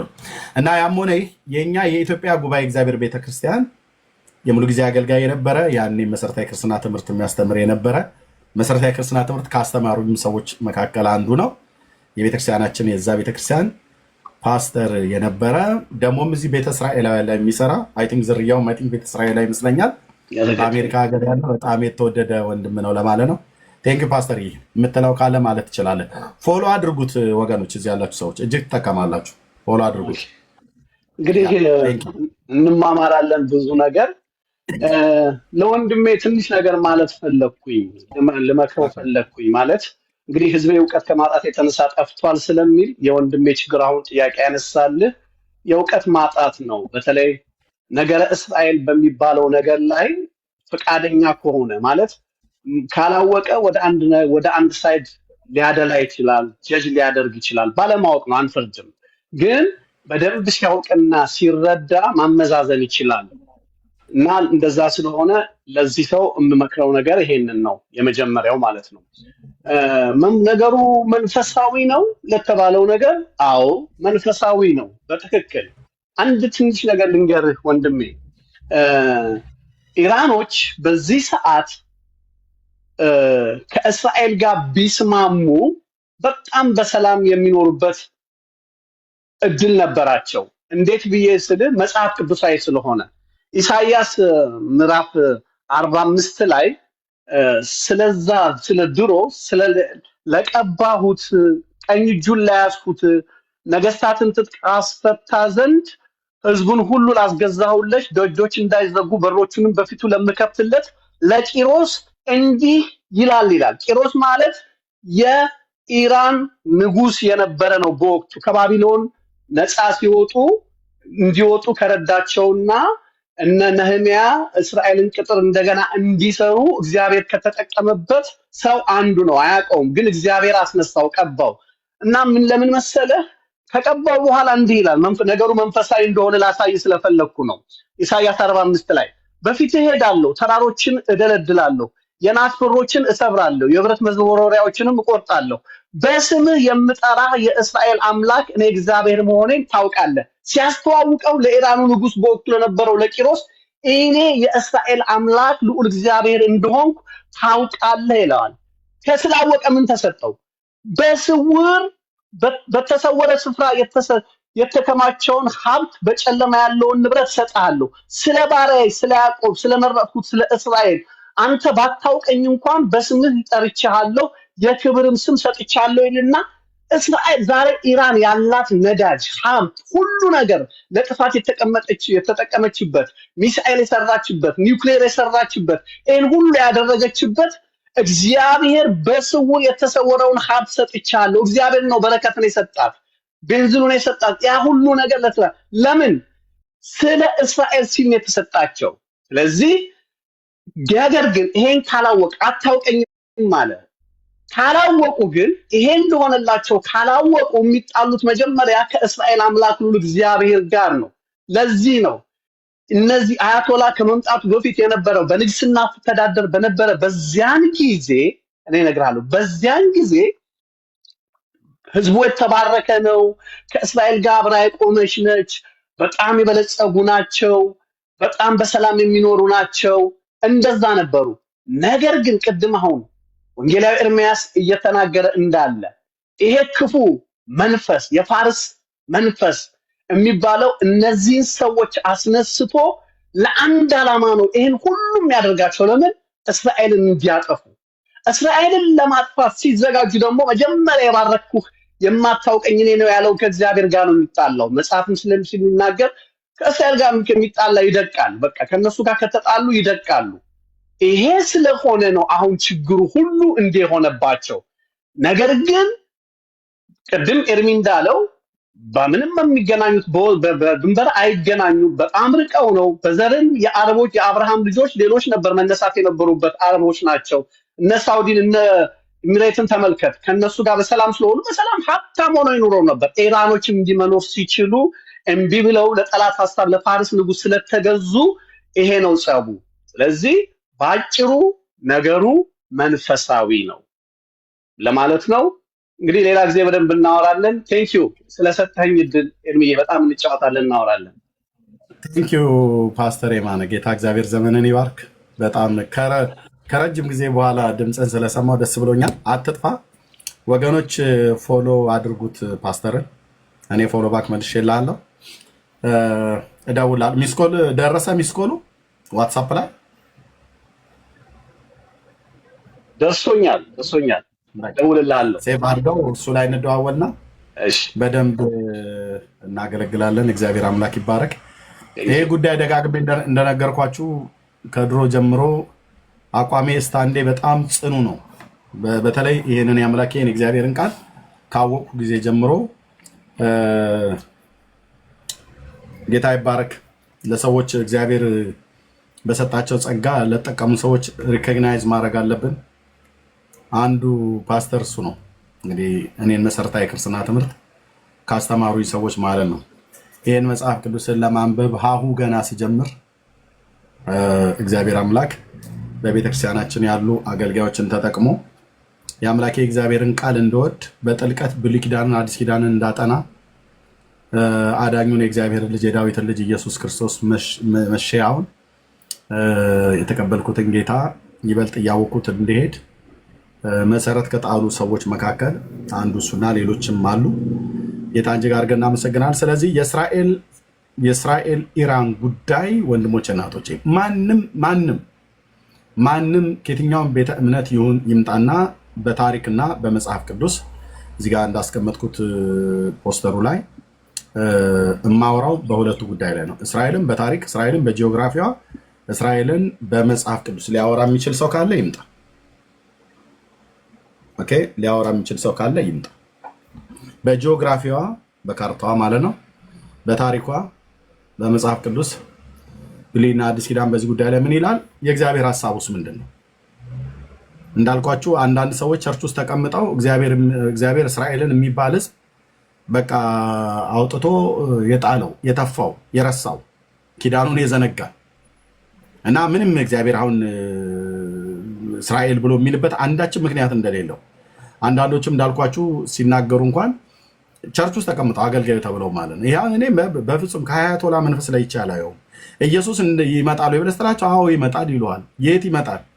ወደዚህ ዓለም ይመጣል ይለዋል እኮ። ወደዚህ ዓለም ሲመጣ የት ሀገር ነው የሚመጣው? እኔ የት ሀገር እንደሚመጣ አላውቅም ይለዋል። ኦኬ፣ በመጀመሪያው መምጣት የት ነበር የመጣው? በፍልስጤም ምድር። እውነታችሁ ነው ወንድሞች እናቶች፣ እዚህ ምድር ላይ ኢየሱስ በፍልስጤም ምድር መጣ። እዚህ ቅዱስ ቃል ላይ ኢየሱስ በፍልስጤም ምድር መጣ የሚል ቃል አንብባችኋል? ከሙሴ እስከ ሚልኪያስ የትኛው ነብይ ነው ኢየሱስ በፍልስጤም ምድር ይመጣል እና በፍልስጤም ምድር ይወለዳል እና ከፍልስጤም ዘር ይወለዳል ብሎ ያላችሁ? እኔ ምን ያህል እንደው ፓስተር ቅድም እንዳለው አንዳንዶቹ እውቀት ከማጣት የተነሳ ወይ ዝም ብሎ በጭፍነት ካልሆነ በስተቀር አንቺ ቤተልሔም የይሁዳ ምድር ከይሁዳ ገዢዎች ከቶ አታንሽም፣ ሕዝቤን እስራኤልን የሚጠብቅ መስፍን ከአንቺ ይወጣልኛል እያሉ 800 ዓመተ ዓለም ቅድመ ልደተ ክርስቶስ የነበረው ሞሬታዊው ሚኪያስ ትንቢት የተናገረው በይሁዳ ቤተልሔም ነው ይወለዳል ያለው። እና የፍልስጤም ምድር ብሎ የሚል ከየት ነው ያመጣችሁት ወንድሞች እናቶቼ? በተለይ ከመሲሁ ጋር በተገናኘ ማለት ነው። እና ልክ እንደዚህ ኢየሱስ የተወለደው የነበረው ከፍልስጤም ምድር የትኛው ነቢይ ተናግሯል? አይኛ በቃ ብለናል ብራዘር። እሱን ይዘማ ሰፈር ነው መቀመጥ ያለበት። እዚህ ከመጣ ግን ካወራ ነገረ እስራኤልን በመጽሐፍ ቅዱስ በታሪክ በጂኦግራፊዋ በባህሏ በሃይማኖቷ እስራኤል ሃይማኖት የለውም፣ ባህልም የለውም፣ ታሪክም የለውም፣ ጂኦግራፊም የለውም፣ አምላክም የለውም ብሎ የሚል ሰው ካለ ይምጣ። እኔ ከኔ ጋር ማውራት ይችላል። ቤታቸውን አንኳኩተንላቸው ስንሄድ ዲቤት ተቀበሉን ብለን ሲንል ቀሚስ ያደናቀፈኝ ብለው ይላሉ። እስራኤል ለምታደርገው ነገር ለየትኛውም ነገር በደለኛ ናት። እሷ ላይ ግን የሚደረገው ነገር ጽድቅ ነው። ሚሳኤል ተወርውሮ ህዝቦቿ ሲጨፈጨፉ ማንም በዓለም ያለ ጥቂቶች ካልሆነ በስተቀር ማንም ይሄ ነገር አግባብ አይደለም ብሎ የሚሟገት የለም። አልጀዚራ በለው ቢቢሲ፣ ሲኤንኤን በለው አብዛኞቹ የሚጮሁት ለቢዝነሳቸው ነው። ሙግትሽን የሚሟገት አምላክ የያዕቆብ ንጉሥ እኔ እግዚአብሔር እንደሆንኩ አሕዛብ ያውቃሉ ብሏል። ፋክት። ስለዚህ እንደ አገልጋይ የምነግራችሁ ይህ ህዝብ እግዚአብሔር አልጣለውም፣ አልረሳውም፣ ኪዳኑንም አልዘነጋም፣ ምዕራፉ አልተዘጋም። እግዚአብሔር እስራኤልን ከእስራኤል ጋር ያለ ቀጠሮውን አልረሳውም። ኢየሱስ በቀጠሮ ነው የሄደው። ወንድሞቼ እናቶቼ በጌታ ስም የሚመጣ የተባረኩ ነው እስክትሉኝ ድረስ አታዩኝም ነው ያላቸው። ያንን ብለው የሚሉበት ዘመን ይመጣል። አሁን በጌታ ስም የሚመጣ የተባረከ ነው ብለው የሚሉ ይመጣል። ያ ዘመን ግን እጅግ የያዕቆብ የመከራ ዘመን ነው። ቢሆንም ግን ፊት ለፊት የወጉት ያዩታል። እግሮቹ በደብረ ዘይት ተራራ ላይ እንደሚረግጡ ጌታችን ተመልሶ እንደሚመጣ ሲመጣ እናንተ ለመናገር የት ነው? ፓሪስ ነው ወይስ ኒውዮርክ ወይ ለንደን ነው? የት ነው ተብሎ እኔ የትም ቤጂንግ ነው ብያልልህም ቶኪዮ ነው ብያልልህም፣ ግን ወደዚህ ዓለም ይመጣል ይላል። ግልጽ አድርግና ተናገር እንጂ መሲሁ ሲመጣ አስቀድሞ የት ነበር የመጣው? እስራኤል። ዘሩ ትውልዱ ምንድን ነው? እስራኤላዊ። ነገዱ ኬት ነው? ከይሁዳ። የማን ልጅ ነው? የናባባ እሴይ ልጅ የዳዊት ልጅ ነው። ትንሽየዋ ሚጢጥየዋ ምድር በቤተልሔም አውራጃ ሚጢጥየዋ የምትባል ቀይ መንደር ተብላ የምትባል የእናቶ ከሌ መሬት ነው ተብሎ እንደሚባል በዛች በኤፍራታ በትንሿ መንደር ነው የተወለደው። ንጉሥ ከቤተልሔም ይሁዳ ከኤፍራታ ምድር ነው የወጣው። ኢየሱስ ጌታዬ ስምህ ይባረክ የኔ አባት። ከዛ ነው የወጣው። ስለዚህ ከፍልስጤም ምድር ወጣ ብሎ የሚል የለም።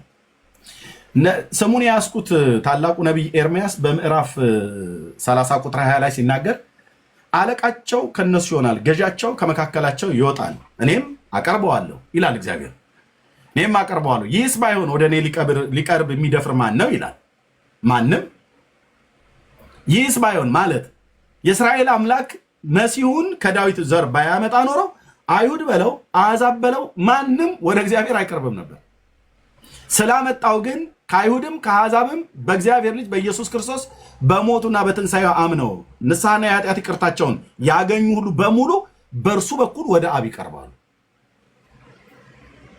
የቆመውን የእሴይን ሥር አሕዛብ ይፈልጉታል፣ ማረፊያውም የተከበረ ይሆናል ተብሎ ነቢያት፣ ብሉይ ኪዳን ነቢያት የተናገሩት ዘሩ ምናዊ እንደሆነ እስራኤላዊ፣ ትውልዱ ከነገደ ይሁዳ፣ የሚወለድበት መንደር ቤተልሔም ኤፍራታ፣ የምትወልደው ሴት ድንግል ሴት እንደሆነች፣ የሚወለድበትን ዘመን ዳንኤል፣ የኢየሩሳሌም ቅጥር መሰራትና የአይሁድ ሕዝብ መበተን በጭንቅ ከጎዳና ጋር ቅጥሮቿ ከተሰሩ በኋላ መሲሁ የሚወለድበትንም መሲሁ የሚገደልበትንም ዘመን ሁሉ ዘመኑን አመላክተዋል።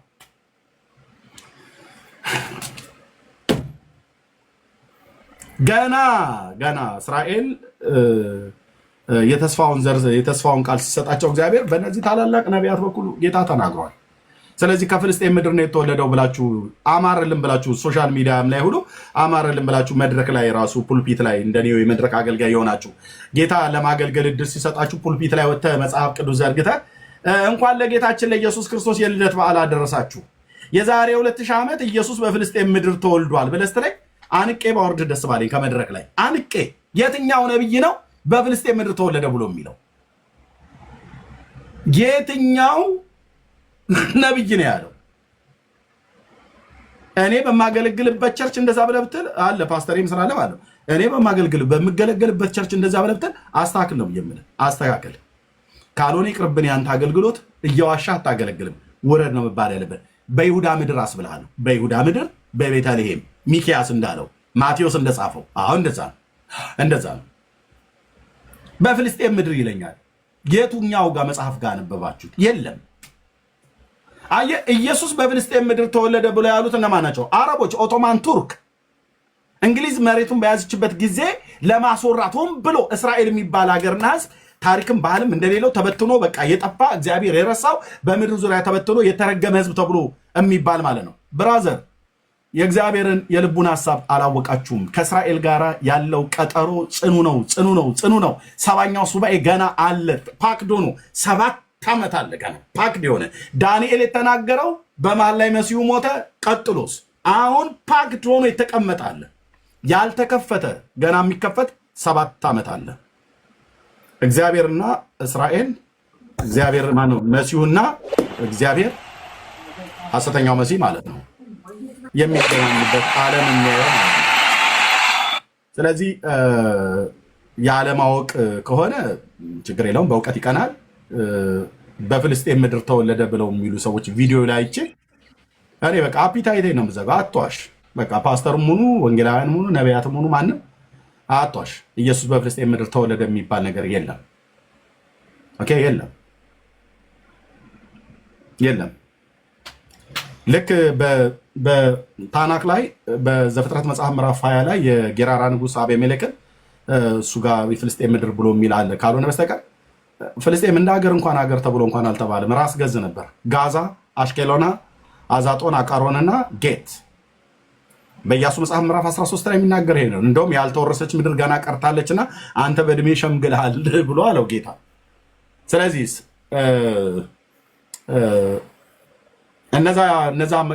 እነዛን ሀገሮች ሁሉ እንኳን ጭምር የይሁዳ ልጆች እንደሚወርሱት በባህሩ ዳርቻ ላይ የይሁዳ ልጆች እንደሚያርፉ እነ ሶፎንያስ የተናገሩት አለ እና አሞጽ የተናገሩት ትንቢት አለ። በኢየሱስ ስም ነቀልኩት የተሰበረ ይሁን ብለህ የማትለው ትንቢት ኦልሬዲ አሽኬሎና ውስጥ አሁን ማን የሚተኙት? የይሁዳ ልጆች። አሽኬሎና አሁን በማን ግዛት ውስጥ? በእስራኤል ግዛት ውስጥ። ለምን? የዛሬ ስንት ሺህ ዓመት በነበሩ በባሪያዎቹ በነቢያት አፍ የተናገረው ይጸና ዘንድ።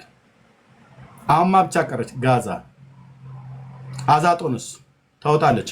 አቃሮንስ እንደዚሁ። ጌትስ ተወርሷል። ማስላለ ኢያሱ 13 ላይ በኢየሱስ ስም የብሉይ ኪዳን መንፈስ ብለብተን ላበላብ ትሆናለህ ብራዘር። የአምላክ የእግዚአብሔር ቃል ነው። ጎግና ማንጎግን ሊያጠፋው ሲፈልግ እግዚአብሔር በባሪያዎቼ በነቢያት ከብዙ ሺህ ዓመት በፊት ትንቢት ሲናገሩ በነበሩ በእስራኤል ነቢያት አፍ የተናገረ እግዚአብሔር ያጸናዋል።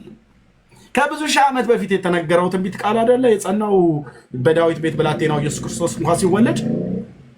አዎ አረሳውም ማለት ነው። አየህ፣ እስራኤል ቢረሳው መሲህ ይመጣል ብሎ ቢረሳው እግዚአብሔር ነግሮት ቢረሳው እንኳን በዘካርያስ በካህኑ በኩል አንደበቱን ከፍቶ ትንቢት ሲያናግረው የእስራኤል ጌታ አምላክ ይባረካል ጎብኝቶ ለሕዝቡ ቤዛ አድርጓልና ከጥንት ጀምሮ በነበሩት በቅዱሳን ነቢያት አፍ እንደተናገረው ማለት ከመቼ ጀምሮ? ከጥንት ጀምሮ የትየለሌ እንደሚባል ማለት ከጥንት ጀምሮ በነበሩት በቅዱሳን ነቢያት አፍ ትንቢት እንደተናገረው በብላቴናው በዳዊት ቤት የመዳንን ቀንድ አስነስቷል አለ። ብዙ እስራኤላውያን ሲሞቱ የመሲሁን መወለድ እያስታወሱት ለትውልድ ትውልድ እየነገሯቸው አንዳንዶቹ እየዘነጉት ሞተው ሊሆን ይችላል። እግዚአብሔር ግን አልዘነጋውም። እግዚአብሔር ግን አልረሳውም። አዎ ሕዝቅኤል የነበረበት ዘመን ከ500 ዓመት በፊት ጌታ ከመወለዱ ከ560 ዓመት በፊት ነበረ። እሱ ተናግሮ ሞተ አይደል? ትንቢተ ሕዝቅኤል መጽሐፍ ምዕራፍ 36 ላይ በቃ እሱ የሉም አባቶች የሉም አለፉ። ኢሳይያስ ተናግሮ ከ700 ዓመት በፊት ሞተ አይደል? እግዚአብሔር ግን አለ በዙፋኑ ላይ እግዚአብሔር አለ። እነሱን ትንቢት የተናገሩት ነቢያት በሞት ቢገቱም በሞት ቢወሰዱም ትንቢት ያናገራቸው አምላካችን ግን ሕያው ነው አለ ማለት ነው። እና በፍልስጤም ምድር አትበሉ ለማለት ነው። ብትሉ ምንም አታመጡ። ውሸታም ፓስተር ነው ብዬ የምልህ። በፍልስጤም ምድር ኢየሱስ ተወልዶ በለበትል መጽሐፍ የማይለውን የሚል ቁጭ በልና አንብብ። በመጀመሪያ ኢየሱስ በፍልስጤም ምድር ተወለደ ብሎ የሚል አንድም ነቢይ ከሙሴ እስከ ሚልኪያስ አታመጡ፣ ከጳውሎስ እስከ ዮሐንስ አንዳችሁም አታመጡ። ስለዚህ መጽሐፉ ያላለውን አትበሉ። መጽሐፉ ቤተልሔም ይሁዳ ነው ይወለዳል ብሏል።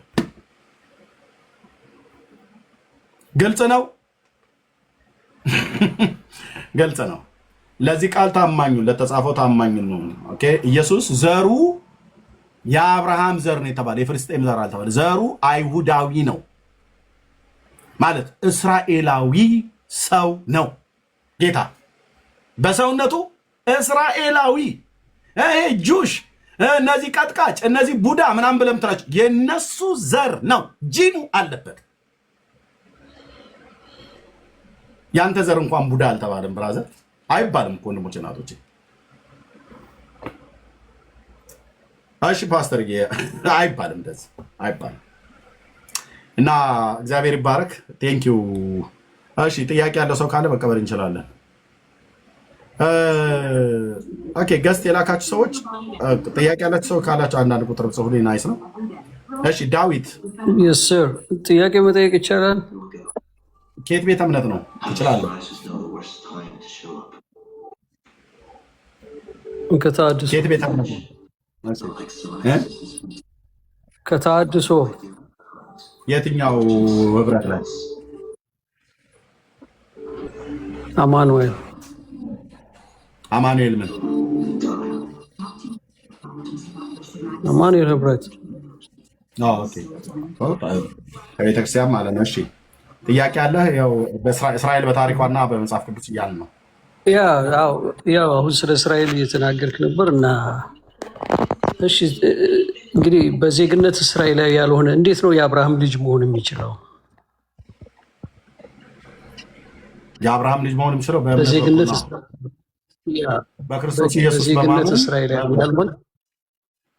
ስለዚህ በእምነት በኩል የሆነ እስራኤል አለ ማለት ነው። በእምነት በኩል የሚገኝ እስራኤላዊነት አለ ማለት ነው። የእግዚአብሔር እስራኤል የሆነ ምንድን ነው እያወራ ያለው? ጥያቄ ጠይቃኝ፣ ጥያቄውን ሳልጨርስ ካፌ ላይ አቋርጠህ ጥያቄውን በመጀመሪያ ጨርስ። ምንድን ነው ጥያቄ? አንተ እኮ ነው ያላስጨረስከኝ። ጥያቄ ሳልጨርስ እንትን አደረግ።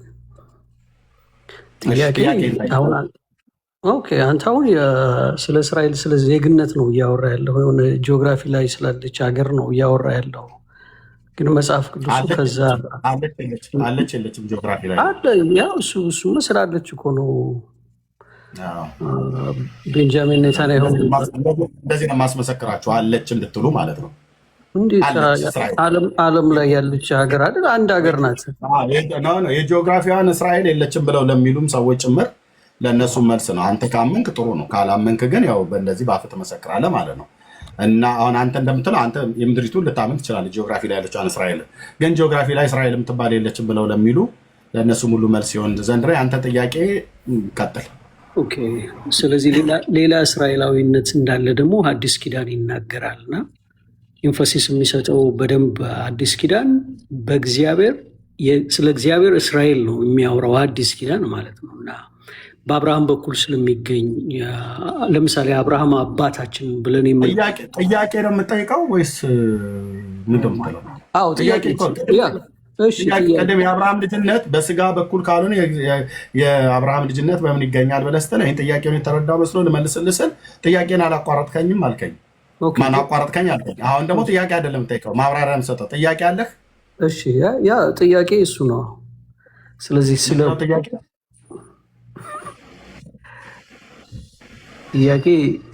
ከዜግነት ውጪ እስራኤላዊነት አለ ወይ ነው። ኦኬ ከዜግነት ውጪ እስራኤላዊነት የለም። ኦኬ ምንድነው ታዲያ ያለው? ከዜግነት ውጪ የአብርሃም ልጅነት አለ። የአብርሃም ልጅነት ደግሞ በእምነት በኩል የሚገኝ ነው። ይሄም እግዚአብሔር ለአባታችን ለአብርሃም ታናቅ ላይ እንደሚናገረው ቶራ ላይ ዘፍጥረት መጽሐፍ ምዕራፍ 22 ቁጥር 18 ላይ በዘርህ የምድር አሕዛብ ይባረካሉ ብሎ ስላለው ይህን የተስፋ ቃል ስለሰጠው ቅዱስ ጳውሎስ በገላትያ መጽሐፍ ምዕራፍ 3 ቁጥር 15-16 ላይ ያጸናው የዘፍጥረት መጽሐፍትን ማለት ነው። ያ ለአባታችን ለአብርሃም የተነገረው የተስፋው ቃል ወደ አሕዛብ የሚደርሰው በአብርሃም ዘር በኩል በሆነው በልጁ በክርስቶስ ኢየሱስ በኩል ወደ አሕዛብ ይደርስላቸዋል። ያ የአብርሃም ዘርን በተስፋ ቃል በክርስቶስ ኢየሱስ በማመን ያለውን ለአብርሃም የተነገረው የተስፋ ቃል ሰዎች ሁሉ በምድር ዙሪያ ያሉ ሰዎች የሚያገኙት በምንድን ነው? በእምነት ነው። ማን በማመን?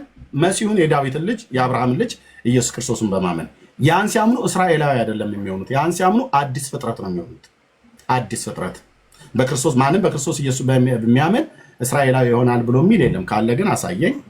እንደው ከዓለም ያ የተስፋው ዘር ለአብርሃም በተነገረው ጋር እያጠጋጋው ማለት ነው። ስለዚህ በእምነት በኩል እስራኤላዊ ሳይሆን የአዲስ ኪዳን አማኞች የሆኑ በእምነት በኩል የተስፋው ምንድነው? ይፋቴ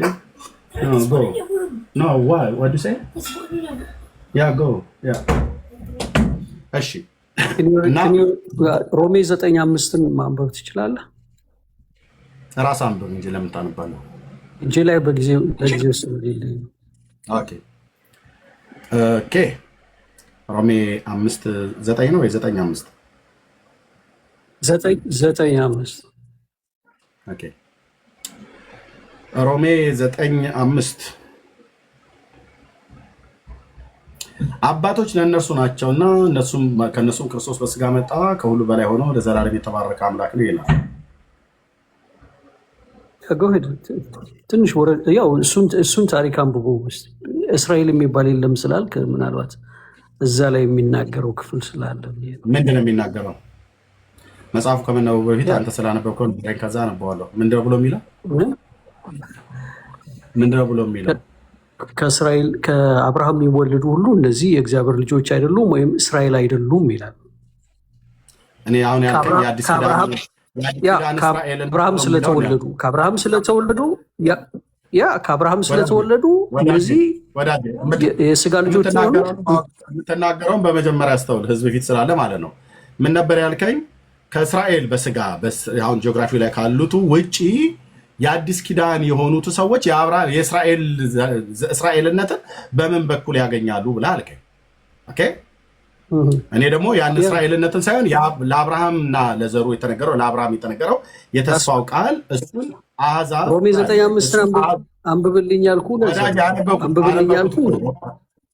አላነበብከውም እኮ አንብበው ስላነበብከው አንተ አልከኝ።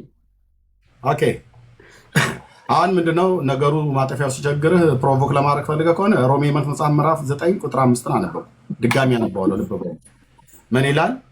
አባቶች ለእነርሱ ናቸውና ከእነርሱም ክርስቶስ በስጋ መጣ፣ እርሱም ከሁሉ በላይ ሆኖ ለዘላለም የተባረከ አምላክ ነው ይላል። አሜሪካ ሀገር ነው አይደል የምትኖረው? አንድ የሆነ መላጣ ሰው የሚሳደብ አይደለም። ካሜራ ከፍተህ ለምን አታወራም? እሱን ትመስላለህ ድምፅህ ማለት ነው። እስካሁን አልሰደብኩም። እሱ ከሆነ ብዬ ነው። እሱ ስላለ ያው ሁለት ያነበብኩልህ። ምን ይላል? ወዳጄ አላነበብኩልህ? አነበብክልኝ። ላንብብልህ? ኖ ሮሜ 9:5 አንብብልኝ ብለህ ሁለት ጊዜ አላነበብኩልህ? አነበብክልኝ። ኦኬ ምንድን ነው የፈለግከው? በተነበበው ክፍል ውስጥ የእስራኤል ዘር ብሎ የሚል አለ። እዚህ ጋር የተባለውስ እነዚህ አባቶች ከነሱ ናቸው። አይ ቲንክ 5 ስልህ እኔ 5 ላይ ትቆማለህ ብዬ አላሰብኩም። እስከ ቁጥር 7 ድረስ ቁጥር 6 ነገር ግን የእግዚአብሔር ቃል የተሻረ አይደለም። እነዚህ ከእስራኤል የሚወለዱ ሁሉ እስራኤል አይደሉምና የአብርሃም ዘር ስለሆኑ ሁላቸው ልጆች አይደሉም፣ ነገር ግን በይስሐቅ ዘር ይጠራልሃል ተባለ ይላል። ምንድነው ጥያቄ? ስለዚህ እነዚህ ከእስራኤል የሚወለዱ ሁሉ እስራኤል አይደሉምና እነማን ናቸው? እስራኤል አይደለችም እያልከን ነው? አይ አንተን ነው የምጠይቀው እኮ እነማን ናቸው?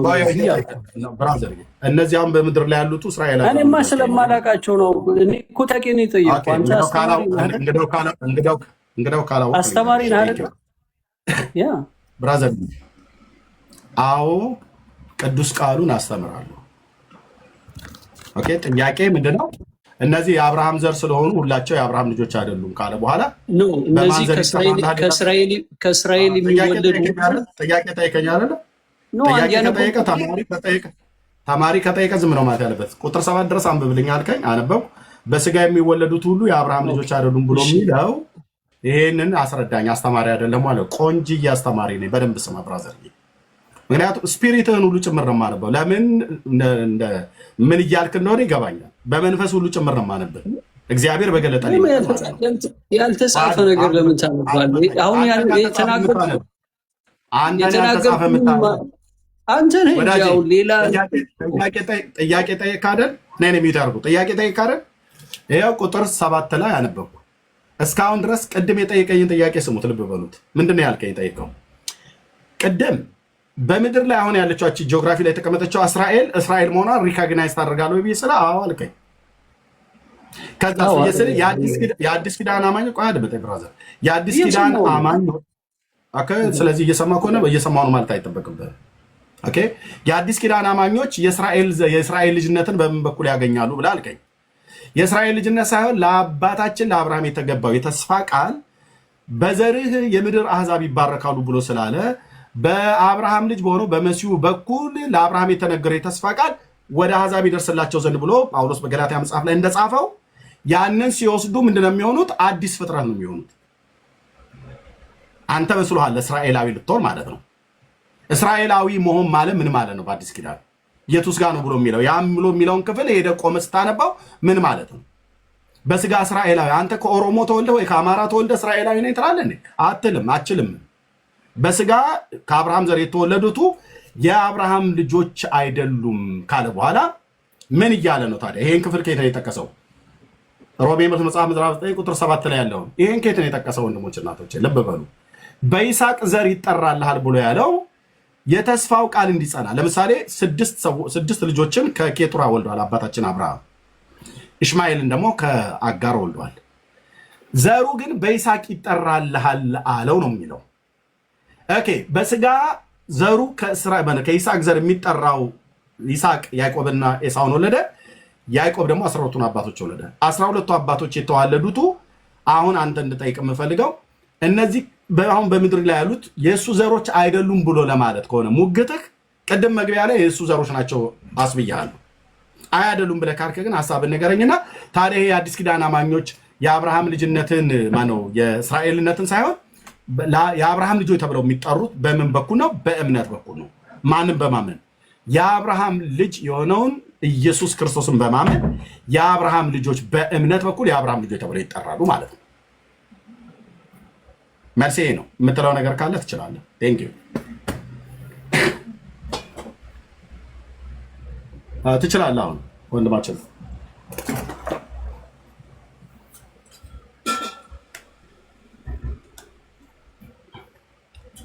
አይሰማም ወገኖች?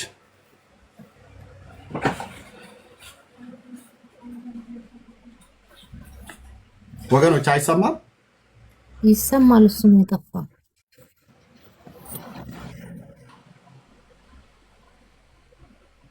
እሺ ስለዚህ ካልተሰማ ለሌሎች እድል እንስጣ።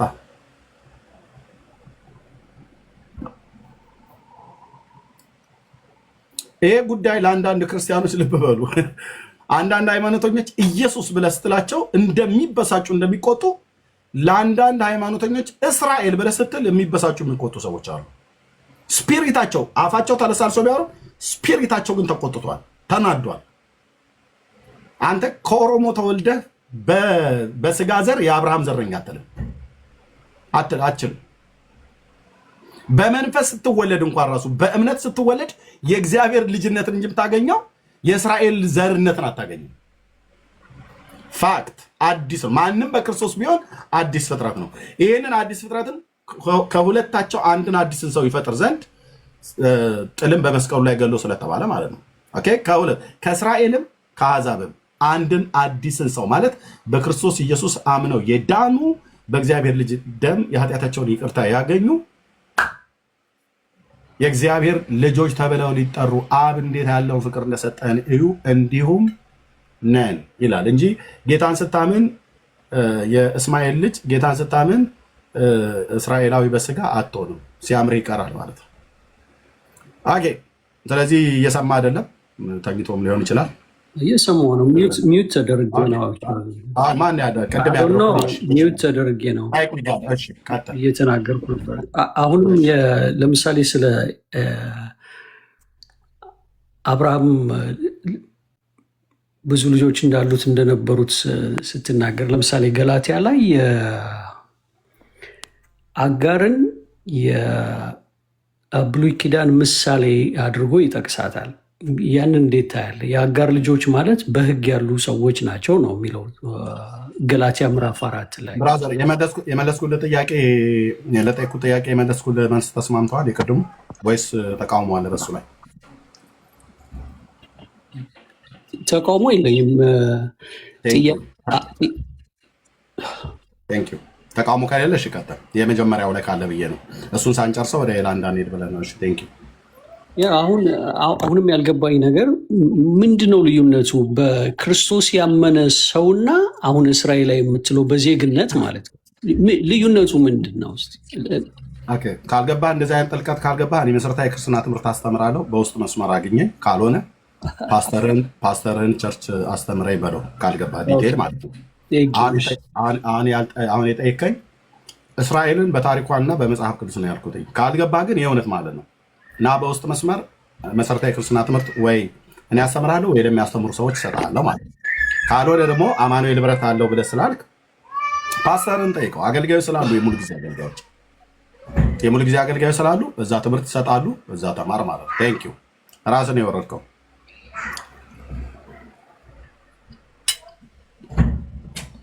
ወንጌላዊ እኔ ልተኛ ስለሆነ ጸጋ ይብዛልህ።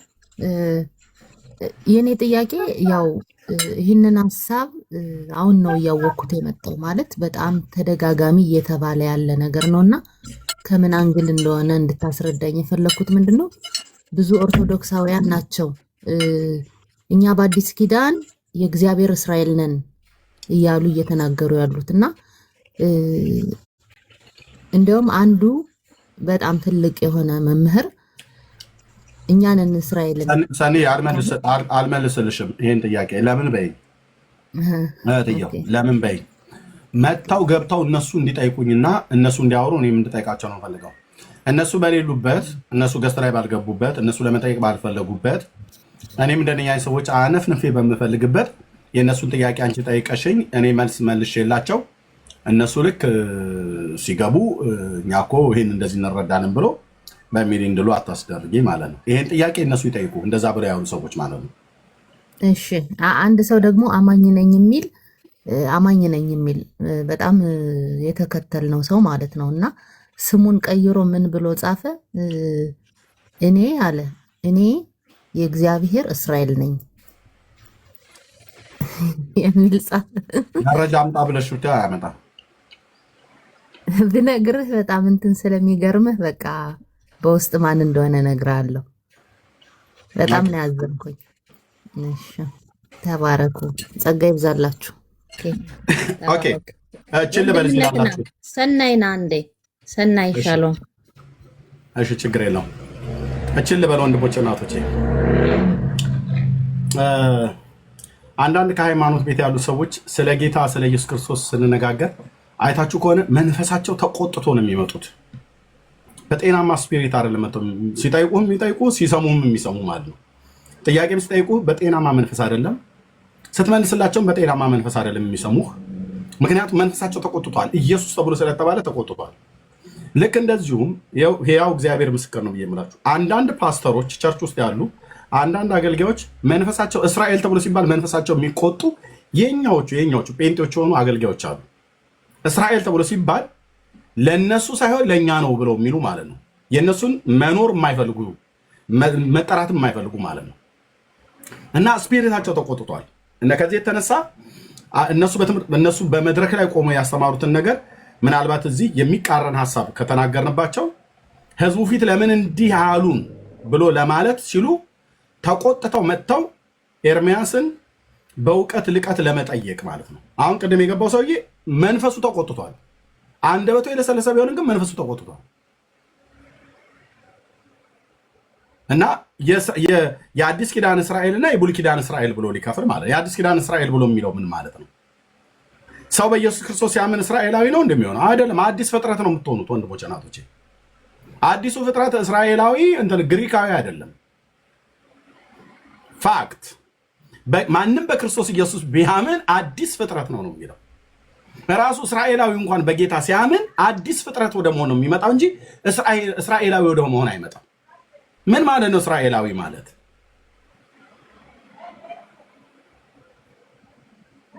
እና ራሳቸው መሬት ላይ ያለውን እስራኤላዊ ታሪኩና ባህሉን ስሙን እንዲጠፋ ወይ ደግሞ እንዲጠራበት አይፈልጉም።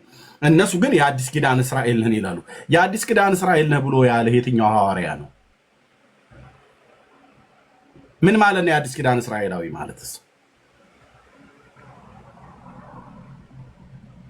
ሄዶ የጠቀሰውን ይዩት። ሮሜ መጽሐፍ ምዕራፍ 9 ቁጥር 5፣ 6፣ 7 አነበብን። ከአብርሃም የሚወለዱ ሁሉ እነዚህ የአብርሃም ልጆች አይደሉም ማለት። ያ ማለት ከአብርሃም ያልተወለዱት እስራኤላዊ ናቸው ማለት ነው? አይደለም። በይስሐቅ ዘር ይጠራልሃል ብሎ ማለቱ ማለት ነው። ከኢሽማኤል ከአጋር ተወልዷል። ከኬጡራ ደግሞ የወለዳቸው 6 አሉ። እግዚአብሔር ግን የተስፋውን ዘር በይስሐቅ በኩል አስቀጥላለሁ ነው እያለ ያለው እንጂ አንድ አሕዛብ ክርስቶስ ኢየሱስ አምኖ ሲድን እስራኤላዊ ይሆናል አላለም። ዚፕ አስገቡ አላለም።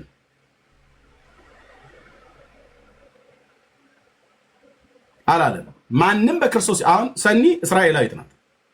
ወንድማችን ቴዲ እስራኤላዊ ነው። በክርስቶስ ኢየሱስ ስታምኚ እስራኤላዊ ነው የሆንሽው ወይስ አዲስ ፍጥረት ነው የሆንሽው? ሰኒ ዳግም ተወለድኩ እኮ በክርስቶስ ኢየሱስ ስታምኚ አዲስ ፍጥረት ነው ዳግም መወለድ ማለት አይደል? ያ በስጋ እስራኤላዊ ነሽ። እውነት ነው። በክርስቶስ ኢየሱስ በማመንሽ በጌታ በማመንሽ ምንድን ነው የሆንሽው? አዲስ ፍጥረት አይደል? አለቅ አለቅ። ማንም በክርስቶስ ኢየሱስ ቢያምን አዲስ ፍጥረት ነው፣ አሮጌው ነገር አልፏል የተባለው። ቴንክ ዩ ተባረኩ። እሺ ሌላ ሰው ካለ መምጣት ይችላል።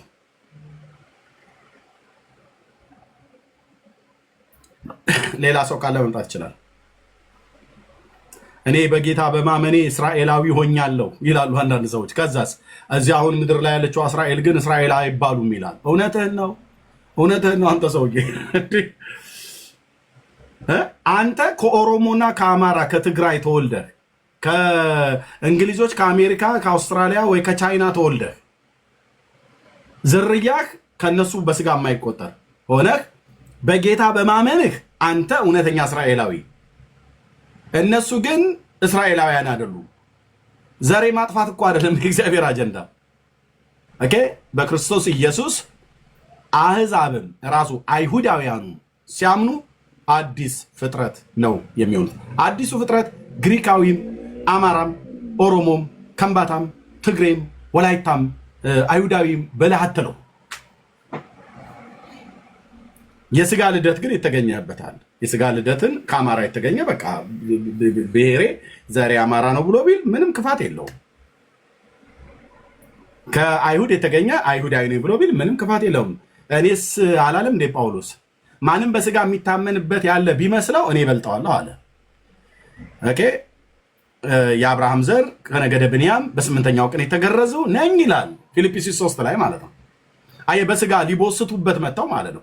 እኛ እኮ በስጋ ምናምን ነገር እያሉ ብለው ሲሉ እኔም እኮ ነኝ አላቸው። እኔም የአብርሃም ዘር ነኝ ከነገደ ብንያም ነኝ በስምንተኛው ቀን የተገረዙ ሚስ ኪዳን ያለኝ ነኝ እያላቸው ነው። ኪዳን ያለኝ ይህንን ግን ሁሉንም በክርስቶስ ኢየሱስ በእግዚአብሔር በክርስቶስ ኢየሱስ በማመን የሚገኘውን የእግዚአብሔርን ጽድቅ እሱን እንዳውቅ ኦኬ ሁሉን እንደ ጉድፍ እቆጥረዋለሁ። አለቅ። ስለዚህ በስጋ አይሁዳዊ፣ በስጋ ግሪካዊ፣ በስጋ አማራ፣ በስጋ ኦሮሞ፣ ትግሬ፣ ከምባታ ብትሆን ምንም አይፈይድልህም። ዘርህን አከብራለሁ፣ ቋንቋህን አከብራለሁ፣ እሴትህን ባህልህን አከብራለሁ። በክርስቶስ ኢየሱስ ግን መሆኑ አዲስ ፍጥረት ነው፣ ሰማያዊ ዜግነት ነው። ኦኬ በስጋ መወለድ ሳይሆን በመንፈስ የሚወለዱ እነዚህ የእግዚአብሔር ልጆች ናቸው ይላል። ኢየሱስ ክርስቶስ የህይወትህ ጌታና አዳኝ አድርገህ ስትቀበለው ምንድነው የምትሆነው? የእግዚአብሔር ልጅ ነው የምትባለው። ኦ ሎርድ ሃሌሉያ! የእግዚአብሔር ልጅ።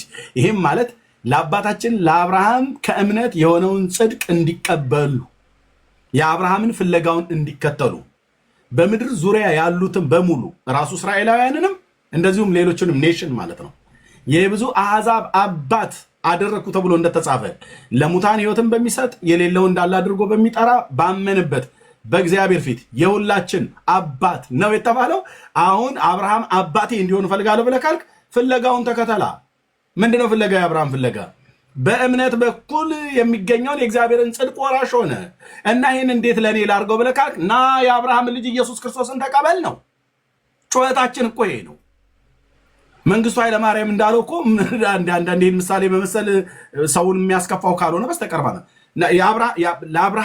የአብርሃም ልጅ መሆን ትፈልጋለህ ብራዘር? እንዴ ይኸውልህ የአብርሃም ልጅ መሆን ትፈልጋለህ? የአብርሃም ልጅነት የሚገኘው ትልቁ ክላይማክሱ የእግዚአብሔር ልጅነት ነው። የእግዚአብሔር ልጅነትን የምታገኘው ከምድር ደግሞ አብርሃም አባት የተባለው የእሱ ልጅ ተብዬ መጠራት ትፈልጋለሁ ብለህ ካልክ እንግዲህ የአብርሃምን ፈለጉን አጠብጥብ፣ የአብርሃምን ጎዳናውን ፍለጋውን ተከተል። አብርሃም በእምነት አመነ ጽድቅም ሆኖ ተቆጠረለት ይላል። ይህ ተቆጠረለት የሚለው ቃል ግን ስለ እሱ ብቻ የተጻፈ አይደለም ይላል የሮሜ መጽሐፍ ምዕራፍ 4 ስለ እሱ ብቻ የተጻፈ አይደለም ስለኛም ነው እንጂ ይላል። እንዴት ለኛም ነው እንጂ የሮሜ 4 ላይ ማለት ነው። ስለ እሱ የተጻፈ ብቻ አይደለም ስለኛም ነው እንጂ ስለ በደላችን አልፎ የተሰጠውን እኛንም ስለማጽደቅ ከሙታን የተነሳው ለምናምን ለኛ የሚቆጠርልን ዘንድ አለው ይላል። ኦኬ ለአብርሃም እምነቱ ጽድቅ ሆኖ ከተቆጠረለት አንተም እምነት ጽድቅ ሆኖ እንዲቆጠርልህ የአብርሃምን ፈለግ ተከተል እያለ ነው። እኔ አሁን የአብርሃምን ፈለግ ነው የተከተልኩት። የምገለግልባትም ቤተክርስቲያን የአብርሃምን ፈለግ ነው የተከተለው። ፔንቴኮስታሉ ወገኔ የአብርሃምን ፈለግ ነው የተከተልከው። የአብርሃም ፈለግ ከእምነት የሚሆነውን ጽድቅ ወራሽ መሆን ነበር ማለት ነው። አብርሃም በእግዚአብሔር አመነ እምነቱም ጽድቅ ሆኖ ተቆጠረለት። ስለዚህ እነዚህ የአብርሃምን መንገድ የሚከተሉና ከእምነት የሆነውን ጽድቅ የሚወርሱ እነሱ የአብርሃም ልጆች ይባላሉ ማለት ነው። እነዚያ የአብርሃም ልጆች የሆኑትን እግዚአብሔር በምን በኩል ነው የሚያጸድቀው? በእምነት።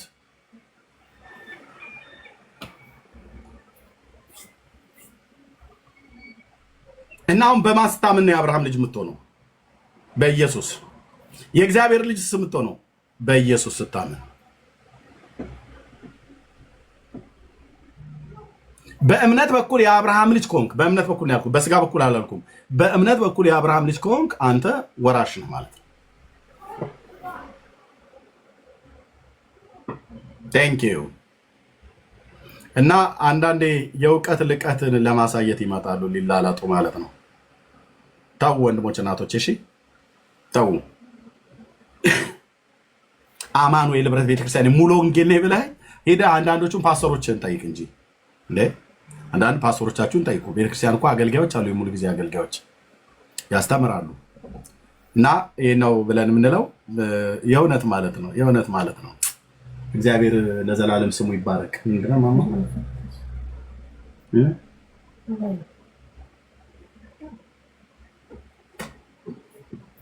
እሺ ስለዚህ ጥያቄ ያለው ሰው ካለ መምጣት ይችላል። ጌታን እመኑ፣ ጌታን ተቀበሉ፣ ኢየሱስን ተከተሉት። የአብርሃም ልጅ ኢየሱስን ተቀበዩ እህትዬ። በአብርሃም በኩል የተነገረው በረከት ወደ አንተ ቤት እንዲመጣ ከፈለግ ተክለ ሃይማኖት የሚባል ሰውዬ አታስገባ፣ በልብህም በቤትህም። እደግመዋለሁ። ለአብርሃም የተነገረው የተስፋው ቃል በረከቱ ወደ አንተ እንዲመጣ ከፈለግ አርሴማ የተባለች የአርመንን ሴትዮ ወደ ቤቱ ወደ ጓዳይ ነይ አርሴማ ወደ እኛ እያልክ ምንም ይዛላ አትመጣ። የአብርሃም በረከት በአርሴማ በኩል ትቀበላላችሁ አላለም መጽሐፍ። ደግሞዋለሁ፣ ቀጥለዋለሁ። የአብርሃም በረከት በመሐመድን በኩል አያገኘም። ሰለላሁ ዐላ ሙሐመድ ብለህ ስላልክ አይመጣልህም። የአብርሃም በረከትን ወደ አሕዛብ የሚደርሰው እግዚአብሔር ብቻውን ገና እዛ ቤርሸባ በነበረ ሳለ ብቻውን በሌሊት ከድንኳኑ ቀስቅሶ አውጥቶ ቁጠራው አሸዋውን ብሎ አስቆጥሮ ቀና በል ቁጠራው ከዋክብቱን ብሎ አስቆጥሮት ሽማግሌውን በሌሊት ቀስቅሶ አሳይቶት ዘርህ እንዲሁ ነው የሚሆነው አለው። እናስ በዘርህ ነው፣ በዘሮች እንኳን አላለም፣ በዘርህ የምድር አሕዛብ ሁሉ ይባረካሉ አለው። ያን በረከት በማን በኩልና በዘርህ ነው ያለው። የማን ዘር? የአብርሃም ዘር። የአብርሃም ዘር በማን በኩል መጣ? አብርሃም ይስሐቅን ወለደ፣ ይስሐቅ ያዕቆብን ወለደ፣ ያዕቆብ ይሁዳና ወንድሞችን ወለደ። ይሁዳን ይይዝና ይሁዳ ደግሞ ከትዕማር ፋሬስን ወለደ ይላል። ፋሬስን ብቻ አይደለም ዛራንም ጭምር ወልዷል። ፋሬስም ኤስሮምን ወለደ፣ ኤስሮም አራምን ወለደ፣ አራም አሚናዳብን ወለደ፣ አሚናዳብ ናኦስን ወለደ፣ ናኦስም ከራኬብ ቦኤዝን ወለደ፣ ቦኤዝም ኢዮቤድን ወለደ፣ ኢዮቤድም ዳዊትን ወለደ፣ ዳዊት ሰሎሞን ወለደ፣ ሰሎሞን ሮብዓምን ወለደ፣ ሮብዓም አብያ ወለደ፣ አብያ አሳን ወለደ ብሎ የዘር ሐረጉን አምጥቶ ድንግሊቱ ላይ ያስቀምጥልሃል። ማቴዎስ ቆንጆ አድርጎ ጽፎት። ይሄ እንደ እርጎ እየተከፈለ እኮ የሚጠጣ እኮ የእውነት እኮ ምንጭ እኮ ነው ወንድሞቼ ናቶች ያለው። እና የአብርሃም በረከት ወደ ቤቴ በጊዮርጊስ በኩል ግባ በእንትና በኩል ግባ ብለህ በፍጹም አይገባም፣ በፍጹም። እና የአብርሃምን ልጅ ፈልገው። የአብርሃም ልጅ ማን ነው? ኢየሱስ ክርስቶስ የእግዚአብሔር ልጅ። ሃሌሉያ። ራሱ ደግሞ ይሄ ጌታ ኢየሱስ የአብርሃም አምላክ ነው። እንዴት አይነት እኮ ወንድሞች እናቶች፣ እንዴት እኮ ጅባፍ የሚያስጭን እኮ እውነት እኮ ነው። የአብርሃም አምላክ ቤቱን አንኳኩቶ የመጣለት ጌታ የዛሬ ዓመት ወደ አንተ መጣለሁ ወንድ ልጅ ይሆንልሃል ብሎ ያለው 2 መላእክትን አስከትሎ እቤቱ አምጥቶ እናታችን ሳራ ቂጣ ጋግራ እርጎ ተቀርቶለት የጠጣው የበላው አምላክ ሽማግሌው ቤት ማለት ነው። እና የዛሬ ዓመት ወደ አንተ መጣለሁ ወንድ ልጅ እሰጥሃለሁ ብሎ ይስሐቅን እንደሚሰጠው የገባለት ጌታ የዘመን ክላይማክሱን ረግጦ ራሱ የአብርሃም አምላክ የአብርሃም ልጅ ተብሏል።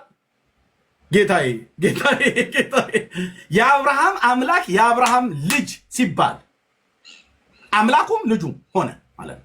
ለአብርሃም ለዳዊትም እንደዚህ ነው የተባለው።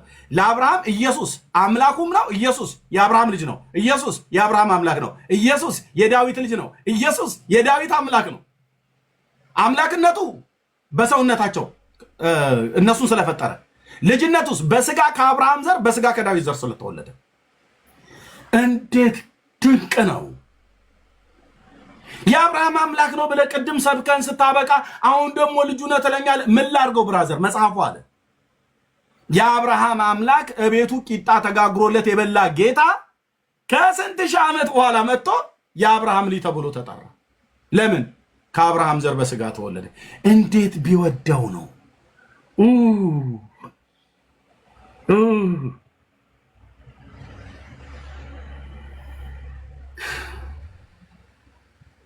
ጌታዬ ስም ይባረክ። ጌታዬ ስም ይባረክ። ውስጥን የሚነዝር እውነት የዳዊት ልጅ የዳዊት አምላክ የአብርሃም ልጅ የአብርሃም አምላክ ጌታ እኮ እግዚአብሔር ካረዳ በስተቀር ይሄን እንዴት ብለህ ታምነዋለህ? ወንድም ማለት እንዴት ነው? እንደዚህ ግራ የሚያጋባ ነገር ነው ብለህ እኮ የምትለው መንፈስ ቅዱስ እኮ ነው እኛ ይገለጣልን። ታውቃለህ? ለህይወት የሚሆን ንስሐን ቴንኪው የኔ አባት ቴንኪው የኔ ጌታ። ይህንን ከህፃናት ሰውረህ ማለት ከጠቢባን ሰውረህ ለህፃናት ስለገለጥክላቸው አመሰግናለሁ አባቶ። ያው ፍቃድ በፊት ሆኗል ብሎ እንዳለው ማለት ነው። አየህ፣ ይህንን ለጠቢባን ሰውሮ ለእኔ ገለጠልኝ። የአብርሃም አምላክ የአብርሃም ልጅ ነው። የአብርሃም ልጅ የተባለው ኢየሱስ የአብርሃም አምላክ ነው ማለት የአብርሃም አምላክ ብቻ አይደለም፣ የሰማይ የምድር ፈጣሪ ልዑል ነው። እንዴት ድንቅ ነው! እንዴት ድንቅ ነው! ይህን አየህ፣ ሊያሳብደኝ የሚደርሰው እኔ በፍቅር ቴንኪው የኔ ጌታ ቴንኪው የኔ ጌታ። የአብርሃም ልጅ የአብርሃም አምላክ የአብርሃም ልጅ እንዴት ልጁም አምላኩም ይሆናል? ኤርሚያስ በምንኛ ሳይንስ ብለህ ብትለኝ ለእኔም እንግዳ ነገር ነው ብራዘር፣ ለእኔም ድንቅ ነው። ጻፉት አባቶቻችን። ይሄ የተባረከ እግዚአብሔር ቃል በእውነት ውስጡ ያለውን አንብቤ ገብቶኝ እንደ ሃይማኖተኞች እንደዚህ አልለው። ውስጡ ያለውን አንብበን ገብቶን በእውነት ለዚህ ለእግዚአብሔር ቃል ክብር ሲያንስበት ነው።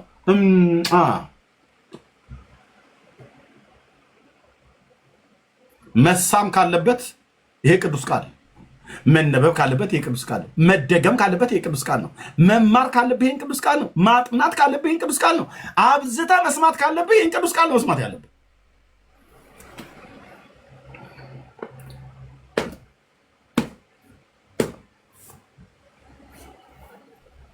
እናንተዬ እግዚአብሔር አብርሃምን ምን ያህል ቢወደው ነው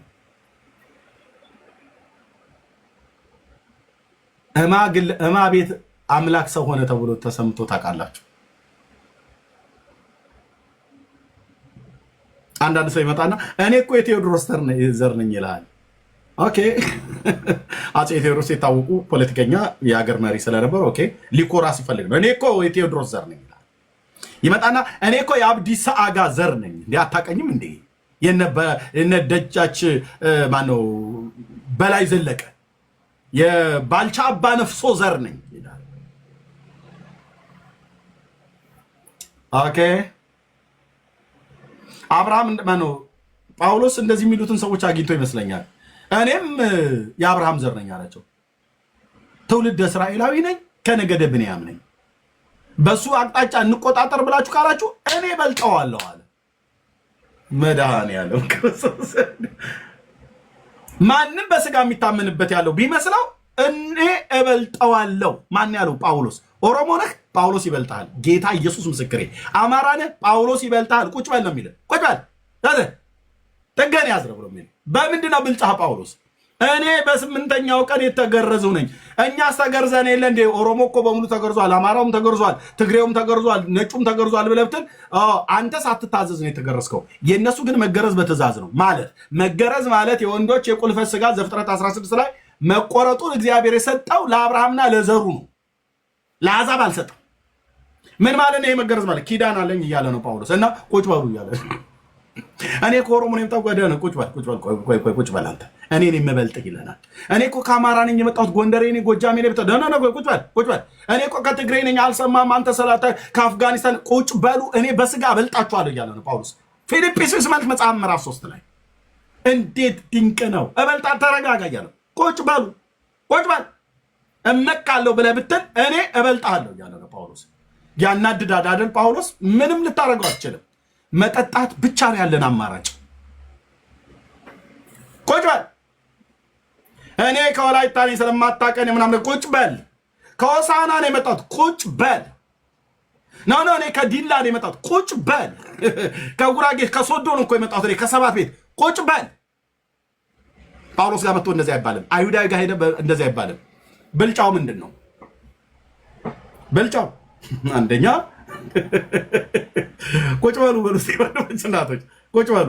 ዘር የምትጠራ ማለት ነው። ቁጭ በል እማፊት ነው። እኔም ራሱ ኤርሚያስ ሄጄ ቁጭ ቁጭ እኔ እናንተ እንበልጣለን እንኳን ብለን ካል መብለጫችን ማን ነው? እስኪ ስሙን አድምቃችሁ ጻፉት። በወደደን በእርሱ ከአሸናፊዎች እንበልጣለን ተብሎ እንደተጻፈ ከበለጥን በማን ነው የምንበልጠው? በኢየሱስ አለቅ። ጳውሎስ በኢየሱስ እኛን አይበልጠንም፣ እኛም ጳውሎስን በኢየሱስ አንበልጠውም። እኩል ነን። ደስ አይልም? ቴንኪው አባት፣ ቴንኪው አባት። ሌላውን በሙሉ ዶግ አመድ ከትቼልህ ኢየሱስ ብዬ ስለ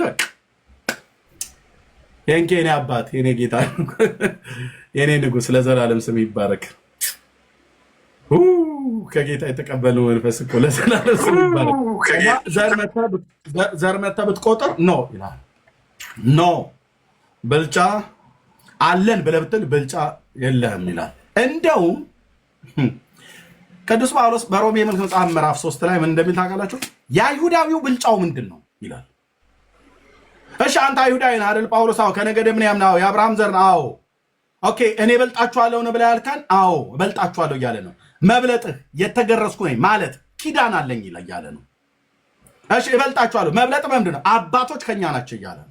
የተስፋውም ቃል ለእኛ ነው እያለ ነው። ኪዳንና የህግ መሰጠትም ለእኛ ነው። እናንተ ዳር ያዙ እያለ ነው። እናንተ የምትገቡት በክርስቶስ እንጂ በህግ መሰጠት ከተባለ የህግ መሰጠት፣ የመቅደስ ስርዓት፣ የተስፋ ቃል አባቶች በሙሉ ከኛ ናቸው። እሺ ሌላስ ብልጫቸው? የአይሁድ ብልጫው በነገር ሁሉ ብዙ ነው ይላል ሮሜ መልእክት ላይ። ጳውሎስ የሚያናድር ሰባኪ ነው ወይስ የሚባርክ ሰባኪ ነው? የሚባርክ ሰባኪ ነው። እንዴት ደስ እንደሚለኝ አልኩ። እንግዲህ የአይሁዳዊ ብልጫው ምንድን ነው? ወይስ የመገረዝ ጥቅሙ ምንድን ነው? በሁሉ ነገር ብዙ ነው ይላል። በሁሉም ነገር ብዙ ነው የአይሁዳዊ ብልጫው። ከነሱ ጥቂቱ ነገረኝ። አንደኛ አስቀድሞ የእግዚአብሔር ቃላት አደራ ተሰጥቷቸው። አየህ ህግ የተሰጣቸው ለነሱ ነው። የእግዚአብሔር ቃል አደራ የተሰጣቸው ለነሱ ነው።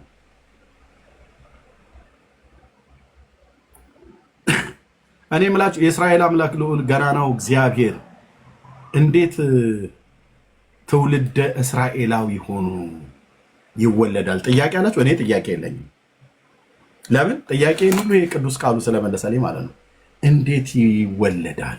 በቃ መረጠው። ማንን? አብርሃምን። የት? ገና ከአባቱ ቤት ሳለ ከኡር ከለዳውያን ምድር። ትንቢተ ኢሳይያስ መጽሐፍ ምዕራፍ 51 ላይ ሲናገር አንድ ብቻውን ሳለ ጠራሁት አበዛሁትም ይላል።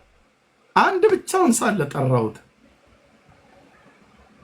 ሁሌ በምናቤ ላይ ሄድብኛል። አንድ ሽማግሌ ከአባቱና ከዘመዶቹ ቤት የ75 ዓመት ሰው ሆኖ በረባሶ ጫማ ያድርግ በባዶ እግሩ ይሄድ ያንን አሸዋ እየጠረገ ከኡር ከለዳውያን ምድር ወጥቶ ወደ ካራን ሲሄድ ይታይ። ሲሄድ ደግሞ ግመሎችም አህዮችም በጎችም ነበሩ። እነሱን እየተከተለ እየነዳ ነው። እረኛ ነውና አርቢዎች ናቸውና የሆነ ሽማግሌ በዛ በረሃ ውስጥ እየተንከላወተ ሲሄድ እንደ ማንኛውም ሰው ነው የምታየው። ሰማይ ግን እንደ ማንኛውም ሰው አይደለም የሚያየው። መረጠው እግዚአብሔር።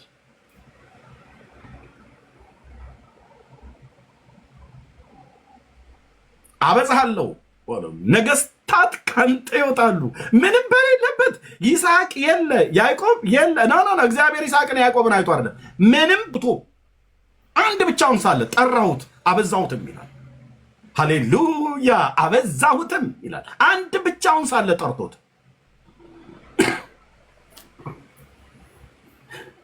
ለእኔ ልጅን አልሰጠኝም፣ ዘርን አልሰጠኝም፣ የቤቴ መጋቢ የሆነ ይህ የደማስቆ ሰው ኤሌዘር ይወርሰኛል ብሎ አይወርስም።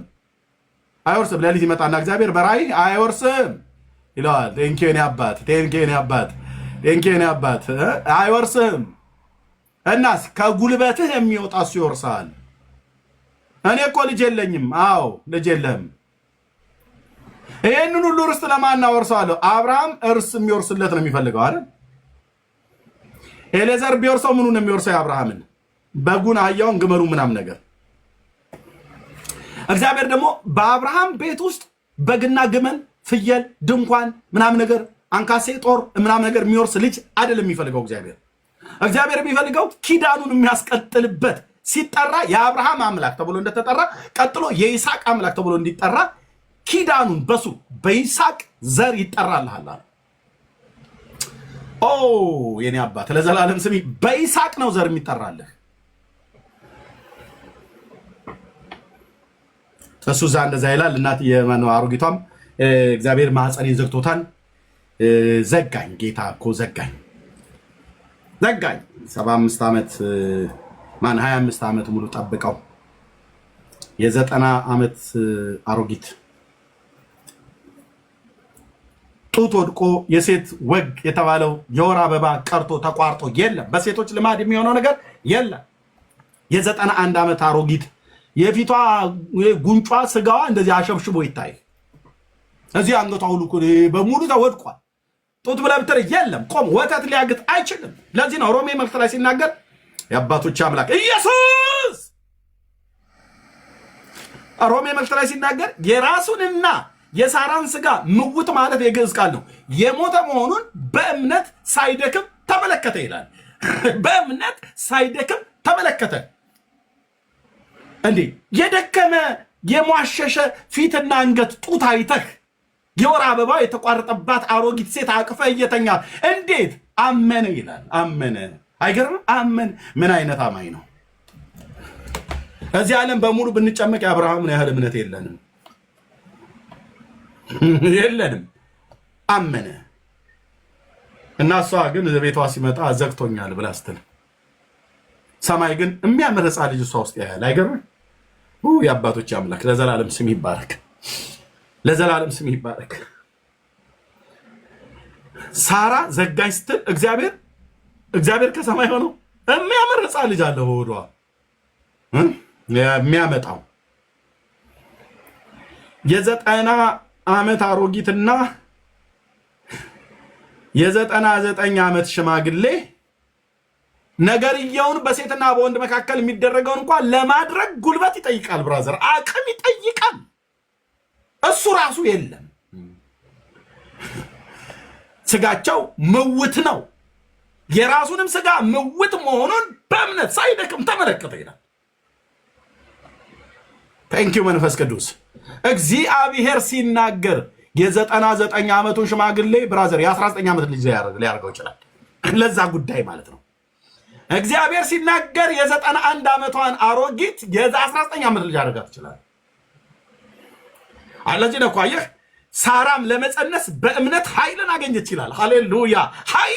ኃይልን ለመጸነስም ለማርገዝም ከአባታችን ከአብርሃም ጋር የተገባውን ሩካቤ ስጋም ለመፈጸም እንኳን ኃይልን አገኘች በእምነት ይላል። ኢየሱስ ኃይልን አገኘች። እዛ ቤት ነው እግዚአብሔር እንግዲህ ኪዳኑን የሚያስቀጥል ልጅ ከሰማይ እግዚአብሔር ሳይ የሚያምር ሕፃን ልጅ ውስጧ አለ። ሳራ አታይም፣ እግዚአብሔር ዘግቶኛል ብላ ትላለች። እግዚአብሔር ደግሞ በሳራ ማህፀን ውስጥ አንድ የሚያምር ብላቴና አለ፣ ማህፀኗ አለ። በሱ ውስጥ አሻግሮ ያዕቆብን አይቶታል። ያዕቆብን ብቻ ሳይሆን 12ቱ አባቶችን አይቷል። 12ቱ አባቶችን ብቻ ሳይሆን ከ12ቱ አባቶች ውስጥ ይሁዳን አይቷል። በይሁዳ ውስጥ አልፎ የብዙ ዘመን ርቀት የዘመን ክላይማክስ ረግጦ ማለት ነው እነሴ እነ ዳዊት ምናምን ነገር አሻግሮ አይቶ መሲሁ የሽዋሁ አዳን ሊያመጣው ቀጠሮ። ይህን ዘር ጣለው ትለኛለህ እንዴ አንተ? ያንተ ዘር እንኳን አልተጣለም እኮ። ይህን ዘር ረሳው ትለኛለህ እንዴ እስራኤል? ያንተ ዘር እንኳን አልተረሳም ብራዘር፣ አልተረሳም።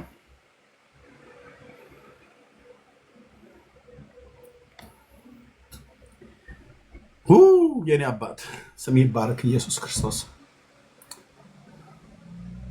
ስም ይባረክ።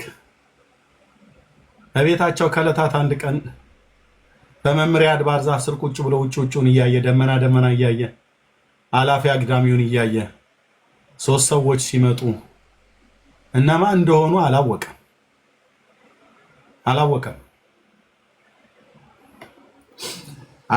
ይታይ እግዚአብሔር በራሱ ቀጠሮ ነው የመጣው። እዛ ሲነግረው ነው የዛሬ ዓመት ወደ አንተ እመጣለሁ ብሎ ያለው ልጅ ሊሰጠው። ከዛ ቤት ግን እመጣለሁ ብሎ አላለውም። በራእይ እየታየው እየተራመደ ግን የመጣው ለካ ጌታ ነበር፣ ያህዌ ነበር ለካ። አንተዬ ከመላእክት ጋር ሆኖ እርጎ ሲቀዳለት፣ ቂጣ ሲጋገርለት፣ ወይፈኑን አንጥቶ ሲያርድለት፣ ጠብሶ ሲያበላው የኔ ንጉስ፣ የኔ አባት ዘር ትውልዴ ይገዛልህ፣ እግዚአብሔር ልጅ ኢየሱስ፣ የአብርሃም ልጅ ኢየሱስ ዘር ትውልዴ ይገዛልህ። ቂጣ ጋግሮ አበላው ተብሎ ቢባል ማን ያምናል? ማን ነው የሚያምነው? እግዚአብሔር ካረዳ በስተቀር ወንድሞች እህቶቼ፣ እንዴት አመንኩ እኔ እደነቃለሁ። እንዴት አመንኩ። አምላክ ሰው ሆኖ ሽማግሌው ድንኳን ውስጥ ገባ። ሽማግሌው ድንኳን ውስጥ መግባቱ ሲገርመኝ፣ አምላክ ሰው ሆኖ ሽማግሌው ዘር ውስጥ ገባ። ድንኳን ውስጥ ብቻ አይደለም ገባው፣ አብርሃም ዘር ውስጥ ገባለሁ፣ በስጋ አንተ ዘር ውስጥ ገባለሁ ብሎት ገባ።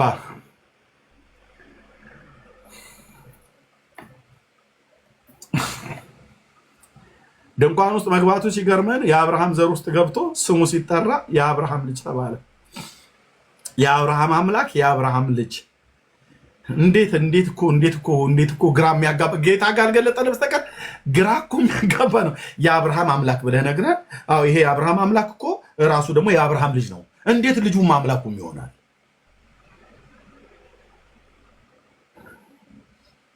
በቃ አደረገ።